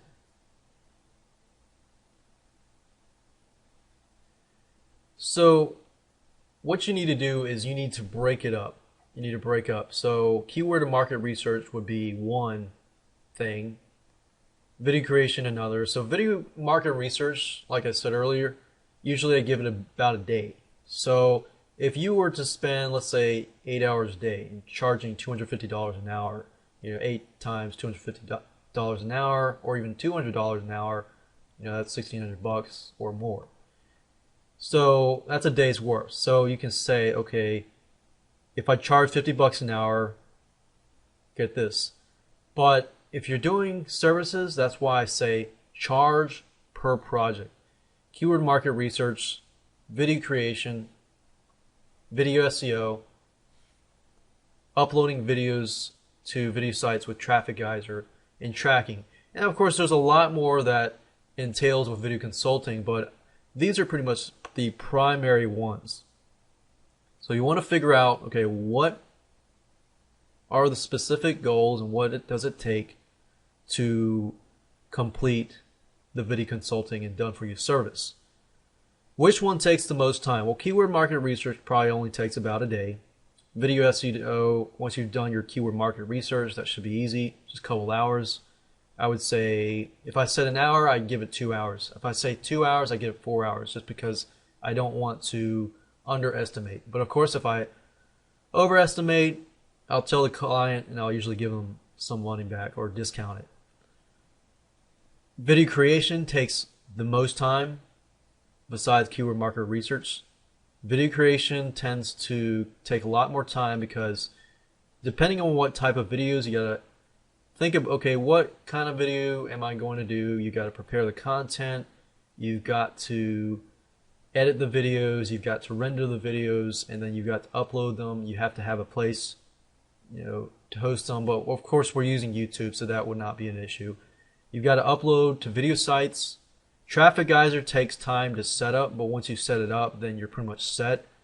But you need to be able to outsource this type of stuff. Tracking, YouTube, all these other sites provide tracking. TubeMogul provides tracking, so that's good. You want to think, okay, which site provides tracking the easiest so that I can just grab a report, create a report, and that's it. Because you also want to think, how can I make it easy for myself, but how can I make it easy for my client? Because the easier it is for the client, the happier they will be, and especially you provide the results as well. Hi, and welcome to video number 6. You get to learn how to create and set up your website. Now keep in mind that you really don't need to set up a really fancy website. You technically could have a one-page landing page or squeeze page if you wanted to. However, for the sake of time and assuming that some of you may not be web savvy and you may not know how to set up a website, therefore, in consideration of that, I'm going to be using WordPress because WordPress is very, very easy to set up. It takes just a few seconds in literally a few seconds, and we're going to be installing a professional looking website theme. We're going to say no to blog themes, and I'm going to show you how to do all of that in just a minute. What I want to do now is quickly show you how to set up a WordPress site. What you need to do is you need to log into your cPanel, and I'm not going to talk about setting up web hosting or anything like that. You could easily do that by going to HostGator.com, getting a hosting, and getting a domain name. And HostGator will give you information on how to set up your website initially and get cPanel. Once you're at cPanel, all you have to do is scroll all the way to the bottom, click on Fantastico, which is this blue smiley face, click on WordPress, and then click on New Installation. Now you'll see how fast and easy it is to install WordPress in just a few minutes. First, you need to create your username, and then you need to create a password. And then you need to enter the site name. In this case, I'm using a site that says Best Job Interviews Interview Answers.info. So let's say, for example, that I'm running a consulting business that deals with job interviews and things like that, and I help people get high-end jobs like CEO jobs and things like that. So if I were to target that niche, then I could create a site like this, and then I would need to create a WordPress site and so forth. So I could say something like interview, discover how to get that.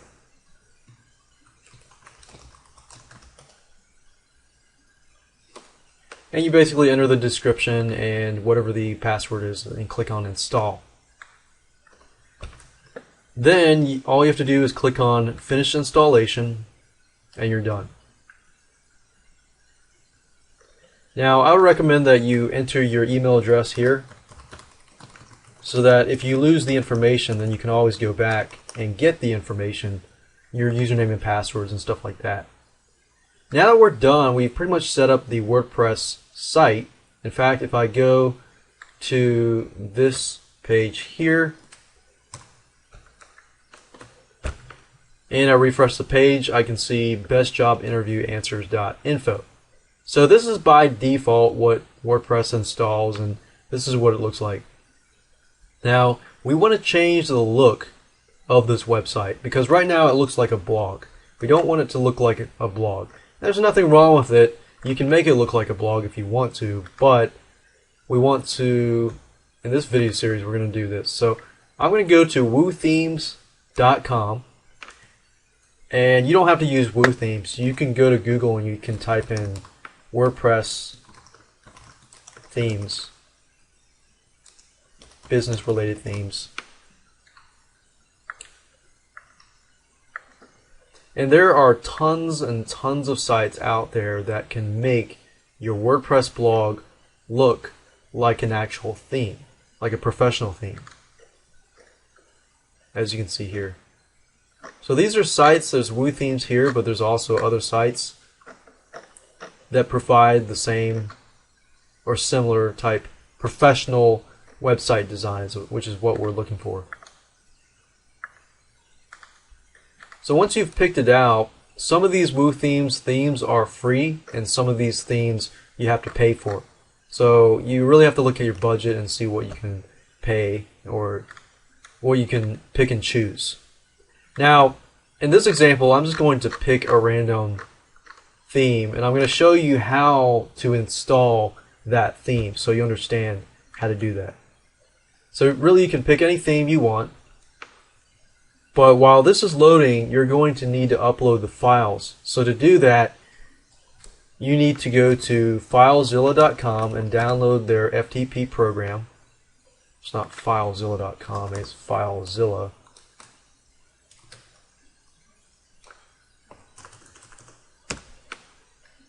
Yeah, okay. It's FileZilla-project.org.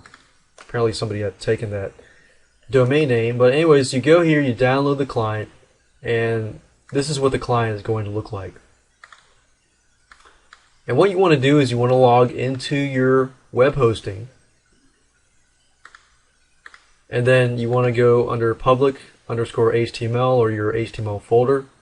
And then you want to go to WP-content, and then under themes, that's where all your themes are located. So right now you see one theme, right? This is the same theme that you see right here.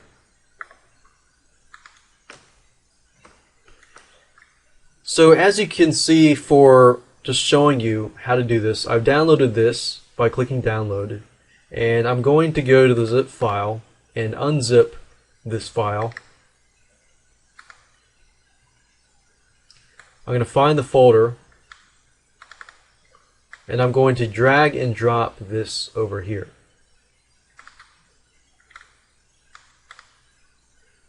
So while that's uploading, I'm going to go back over here, and I'm going to log into the administrative panel.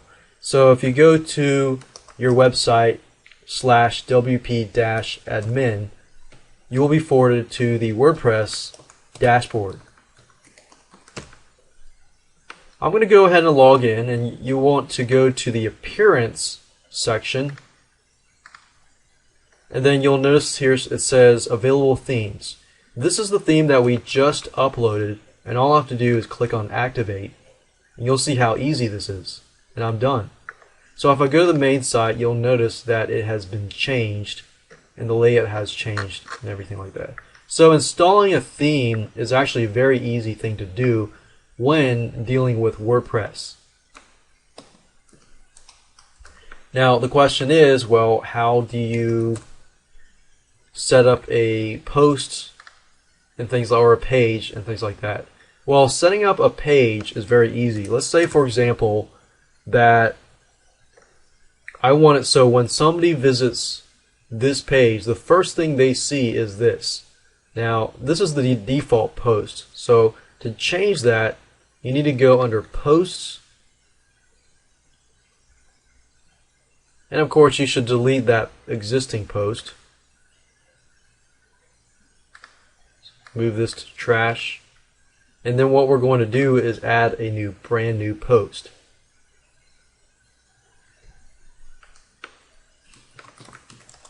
This free video on video marketing.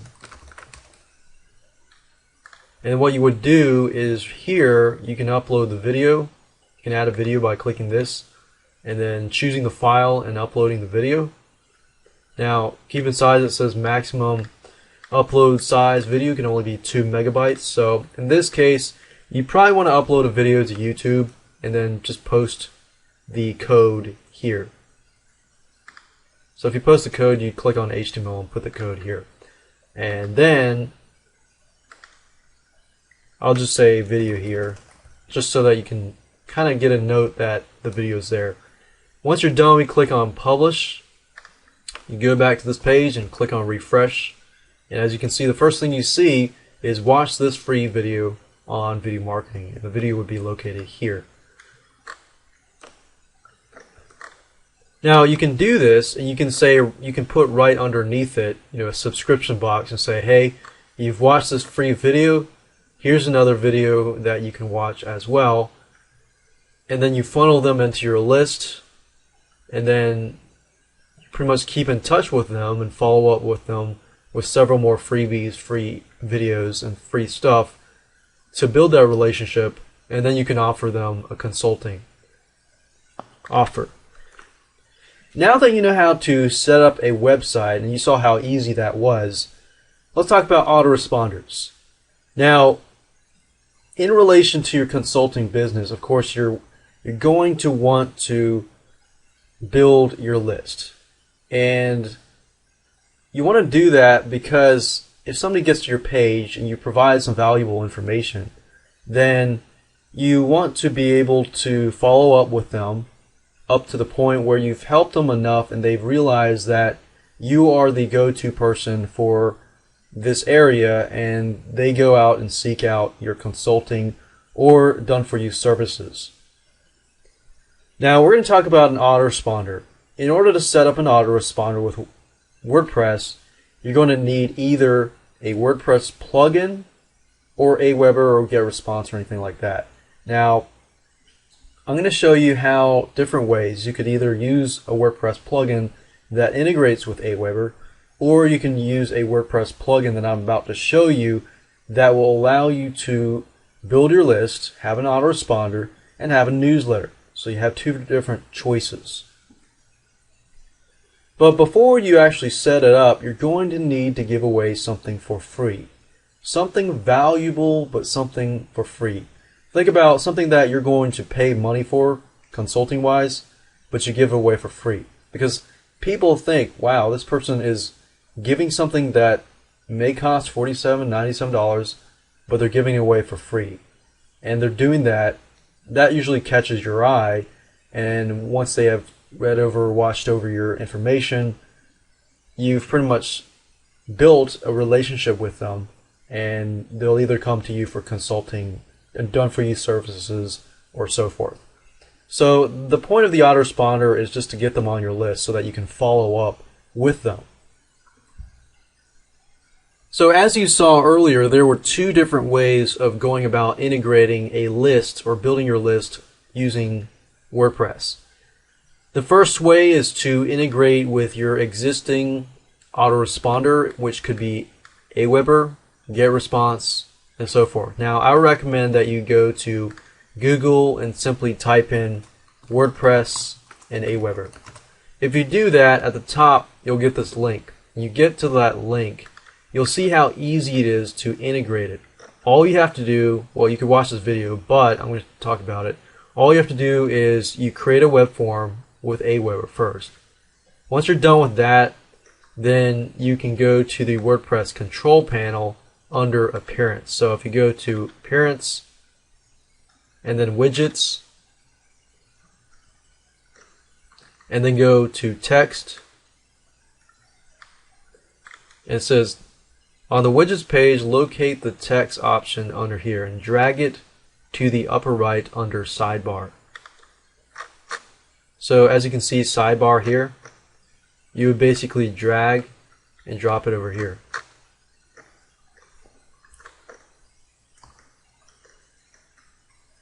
And since it's kind of small to see, I'm going to drag it and drop it here. And actually, it says available widgets and inactive widgets. You'd actually have to click on the inactive widget for text and then drag it. And as you can see, it has moved over. It says after that, the text widget will automatically expand into the text area. Simply paste your script, which is this, into the text area, and that's it. So you can see how easy that was if you choose to go with Aweber or GetResponse. And you can do the same thing if you are using GetResponse. Do everything up until here, and then when you enter the code, you can just enter your GetResponse code, your iContact code, or any other autoresponder system that you're using. Now, if you want to go the route and you don't have Aweber, GetResponse, or anything like that, go to Google, type in WP Autoresponder and Newsletter plugin. Now I'm going to show you right now how to install a plugin for WordPress. Now when you get this, you want to click the one at the top here. Then the next thing you want to do is click on download. As you can see here, it says with the autoresponder you can create email newsletters, follow-up autoresponders, and provide subscriptions to blog via email. Now to install a plugin, it's similar to installing a theme. All you have to do is find the zip file, unzip that zip file, and then of course go here, and then instead of themes you want to upload it to plugins. So I would go here and drag and drop it over here, and then of course I'd wait it for it to upload the files. Now as that is doing that, I'm going to close this, I'm going to pause this, and we're going to activate the plugin in just a minute. Now that we have uploaded it, all you need to do is go back to your WordPress dashboard, click on plugins, and then find the plugin as you can see here and click on activate.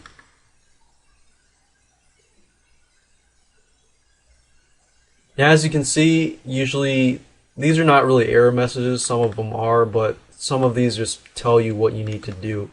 It says you must set your address in the newsletter settings page. So basically you would need to enter your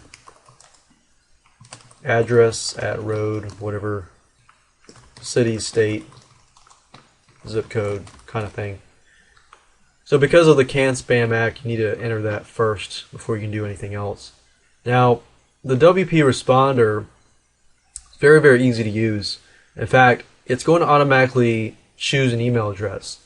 However, if you want to change this email address, which is basically the notifications will come to this email address. If you want to change it, you just click on this and then enter your email address. But I'm going to leave it as is. Email limit. I'm going to put this to 0, and I recommend that you do the same, because if you put it at 100 and you send it out, your emails out to, let's say, 1,000 people, within a 10-hour span, those people will receive those emails. However, that means if you're sending out a time-limited offer, those 1,000 people will not receive it at that same moment. So put it at 0 and click on Save Settings. Now I'm going to briefly walk you through on how to use this newsletter plugin, but most of it is pretty self-explanatory. Primarily, the first thing you need to do is click on newsletters. Now it really depends on you. Are you going to create a newsletter, or are you going to create an autoresponder? So you have two options. But before you can create an autoresponder, you need to create a newsletter. So that's the first thing we're going to do, is create a newsletter by clicking that button. And then the next thing you'll need to do is you'll need to enter your name. And as you can see, enter your name for the newsletter. This will be shown to the subscribers when they unsubscribe. And I would put your name here as well. And then the from email, we're going to use this. And then you have a reply to email, which basically means if somebody wants to reply to you, are they going to send the emails here, or are you not going to take any reply? So you could even do something like this, no reply. And the public description is optional, but I'm just going to click on Create Newsletter. After you create your newsletter, then you can create autoresponders, and then you can import a list in. So as you can see, you can create an autoresponder if you like.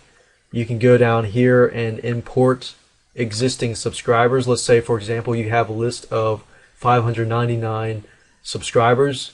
You could go ahead and import them using this feature. But in order to do this, you need to create a newsletter first. Once you've created that newsletter, then you can import, then you can create autoresponders, and then you can do other stuff. You could also create subscription forms as well. And as I showed you earlier, if you create this, it can appear in your widgets section. So as you can see, it says click on Create New Form button below to place the newly created subscription form in the sidebar of your blog. Go to the widgets section. So let me show you how to do this real quick.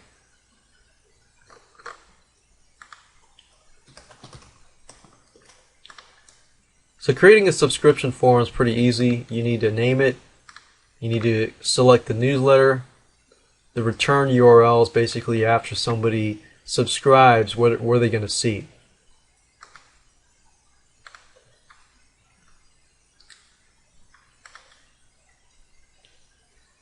So what we've done now is we've created the form, and this is the code. So what you can do is select all the code by right-clicking, selecting all, copy, and then you can go to the widgets section, which is located under Appearance and then Widgets.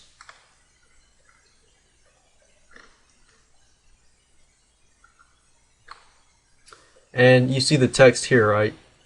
You could enter the text here if you want to, or you could just drag and drop this over here.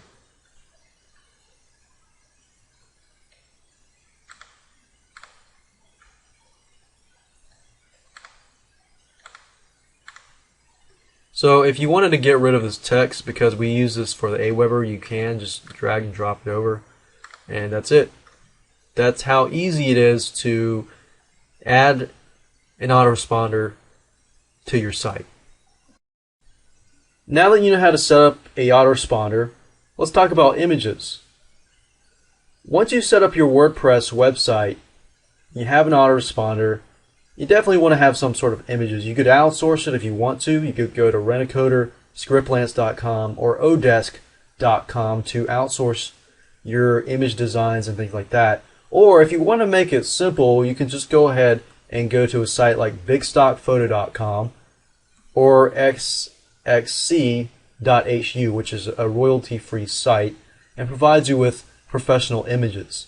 So including images with your post or your landing page and things like that often will help increase your conversions, because a picture is worth 1,000 words. Now that you know how to set up your website, let's move on to the next video, and I'm going to show you how to pre-launch. Pre-launch will help you build up curiosity and build up some momentum so that whether you approach somebody about consulting or so forth, you have a higher conversion rate. Hi, and welcome to video number 7. In this video, you get to learn about pre-launching and building curiosity. You see, building curiosity will help you build momentum and increase your conversions and your sales.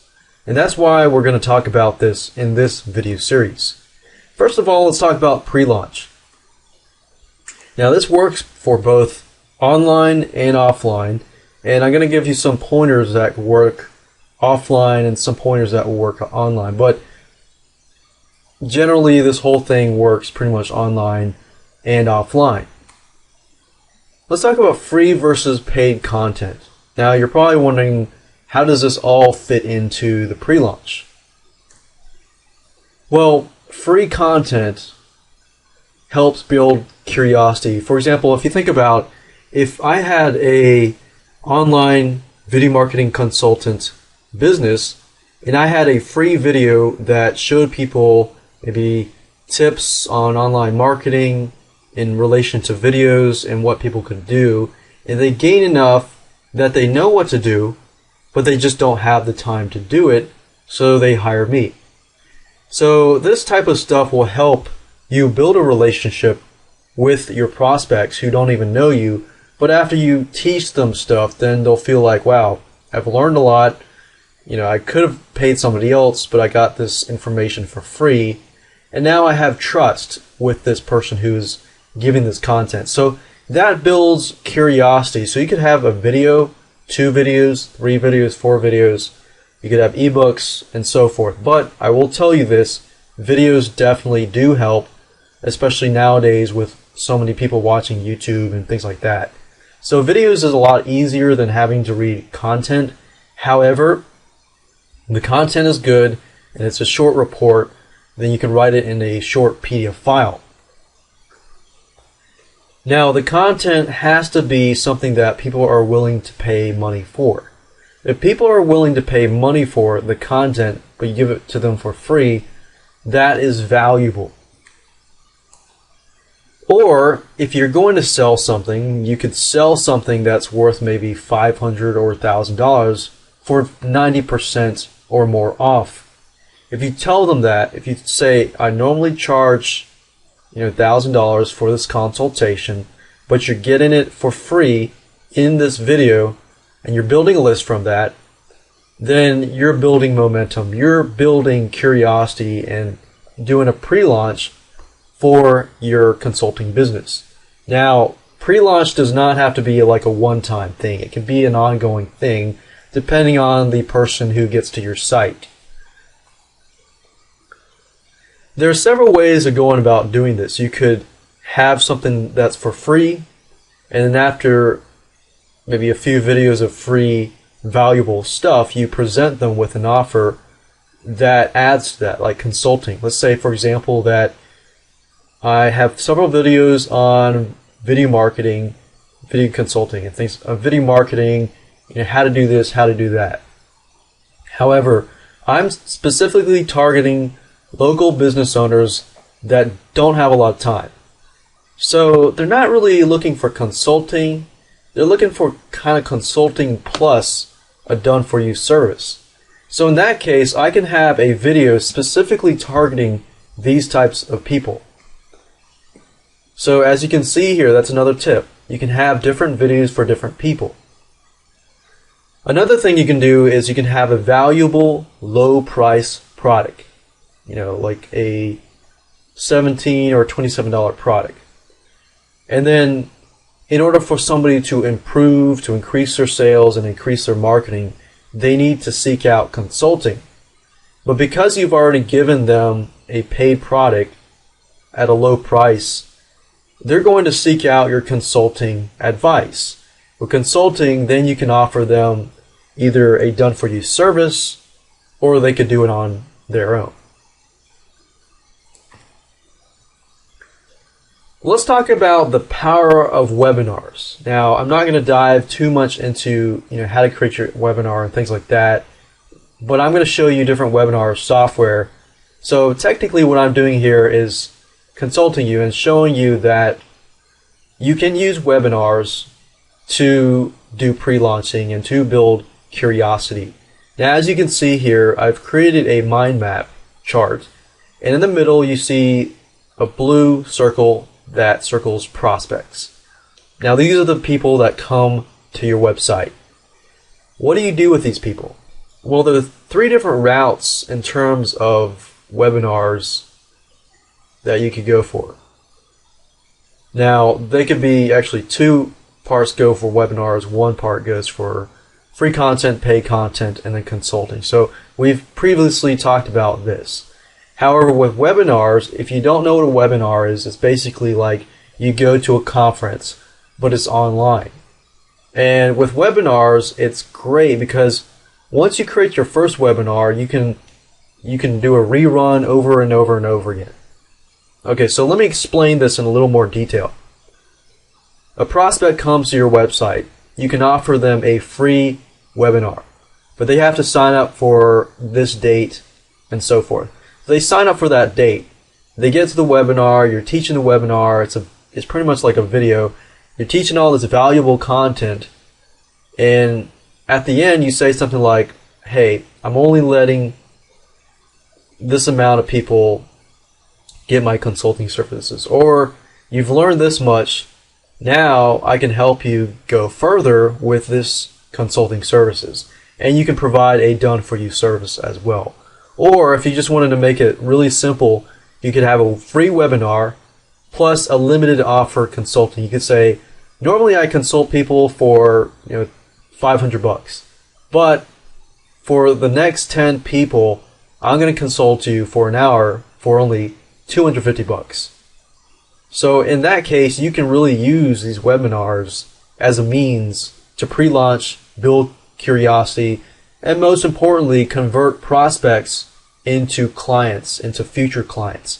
Now, let me show you a little more detail about the power of webinars. And you see, you can create webinars one time. Let's say you create that one video with that one time. But after that, what do? You have to redo the webinar? Do you have to stay there and do another webinar over another webinar? No, you can create one webinar and you can automate that same webinar over and over again. Now, what kind of webinar software should you use? What kind of webinar replay software can you use to automate your webinars? Well, in just a minute after the slide, I will show you the type of webinar software that we recommend and the type of webinar replay software that we recommend, and that is available for you on the internet. Now, there's not a whole lot of replay software out there. There's a few, and I'll show you different options that you can go to. Now, we recommend that you use gotowebinar.com. You'll be forwarded to this page, and you can easily create a webinar within minutes without IT support. So creating webinars is actually very, very easy to do at gotowebinar.com. Now, what I would recommend you do is have that webinar run for the first time and have as many people come, ask questions, and so forth, because usually the questions that people ask are the same questions that other people ask. Once you have that, you've recorded this webinar, you can do what we call a replay. So you can automate your webinars for the future. And one site I would recommend you go to is livewebinarreplay.com. It's a software that was developed by Russell Brunson, and his software is actually very good. So I'd highly recommend that. And you can actually check it out for $4.95 trial as of now. But this is a good system to use if you want to automate your webinars. Now, if you don't want to automate your webinars, that's understandable, but you're losing out on money and you're losing out on a lot of time as well if you don't automate your webinars. Once you have your webinar created, and you can figure that out and go to the webinar site, and it's pretty easy to create a webinar. Once you have that webinar, you need to promote your webinar. And there are several ways that you can promote your webinar. Now, if you go to these sites and create the webinars, they're normally going to give you a subscription form for your webinar visitors so that they can sign up for a date and watch the webinar at a given time. You can go on Craigslist.com and post Craigslist ads. Now, you might be thinking, well, how do I do that?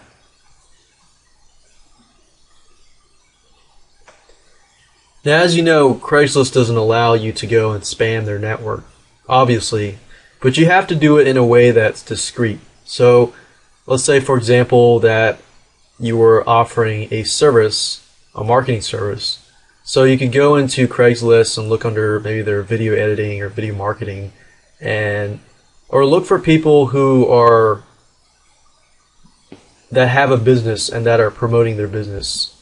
And you could contact them about their business and not sell them right away, and then find out more about their business and do that.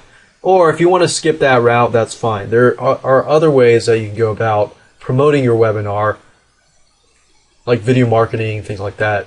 Now, offline niche newspapers are a great way to promote your webinar, especially offline niche newspapers or offline niche magazines. Let's say, for example, that I'm targeting realtors.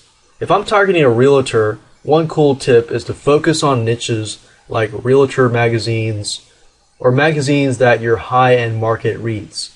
So if I'm focusing on realtors, lawyers, accountants, plumbers, so forth, I'm going to figure out what magazines they read or what magazines these small business owners read so that I can target them, offer them valuable content for free, offer them valuable videos for free, and use webinar replays to automate the process. So you could be setting up 2 webinars per week, and having created one webinar, spent that time, automate the full process, and make money through just purely webinar replays and automation. I know consultants that make a lot of money with webinar replays, and they save a ton of time. Just because if you think about it, you create it once and you do it over and over again. You don't have to have an online conference or an offline conference every time you do a replay of that webinar. So that's the beauty of webinars, as you can see. So you can use that to pre-launch and build curiosity, and I can say that they are very powerful and really will help you increase those conversions. Hi, and welcome to video number 8, marketing. So you're pretty much done with this video series, but you need to find out where your clients are hiding so that you can get the clients to your site, or you can approach the clients. Now, it varies because it differs between online and offline. In terms of online, we're going to do some keyword research by looking in forums, and you can use tools like Market Samurai. I might show you just so that you can see, but I'll use other keyword tools as well. Offline, local businesses, marketing, and finding clients. The secret for offline businesses, even online businesses too, is to look for businesses that are already advertising in PPC. Now, if they're already advertising in PPC, that tells you that they're already interested in marketing. So if you've approached them, there probably have been lots and lots of other people that have approached them as well. So you generally want to use some offline businesses as guinea pigs first, build your case studies, and then approach more businesses. In fact, what I've done over the years is I have pretty much taken a few local businesses, people that I know that run businesses, and say, hey, I want to do some marketing for you because I want to use you as a case study. So what I did was I took them, did the research, started marketing for them, and brought in some customers, brought in some leads, and then I use them as case studies. So when I approach people in that same niche, then I can say, hey, I did some marketing for so-and-so who is in the health insurance broker business. And then I go approach another person in that health insurance brokering business. Or I do something for a realtor locally, and then I use that as a case study. I say, hey, I did a case study for I did a marketing for your competitor over here, or I did it for your colleague, or so forth.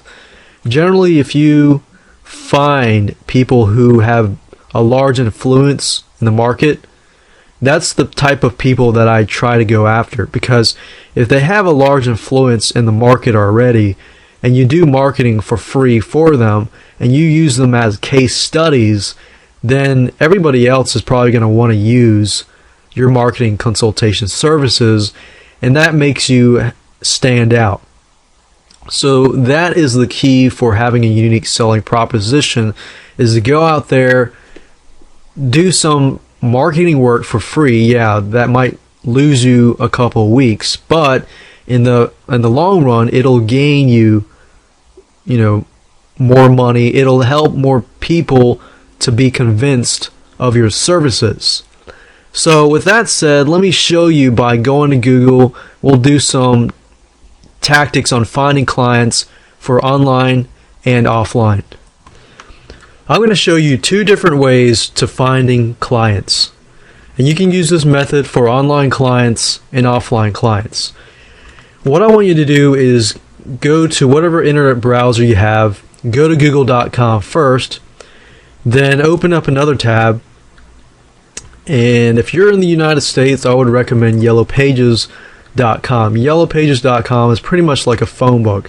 So if you're in the UK or Asia or anything like that, you probably have some sort of thing like the Yellow Pages. Now, first of all, I'm going to show you google.com. I'm going to stick with the plumbing, or let's say plumbers, and then you want to put the city and state that you're located in, Greenville, South Carolina. And then at the top, all of these at the top are pretty much people that pay most of the money. You'll notice that it's filled with ads on the bottom.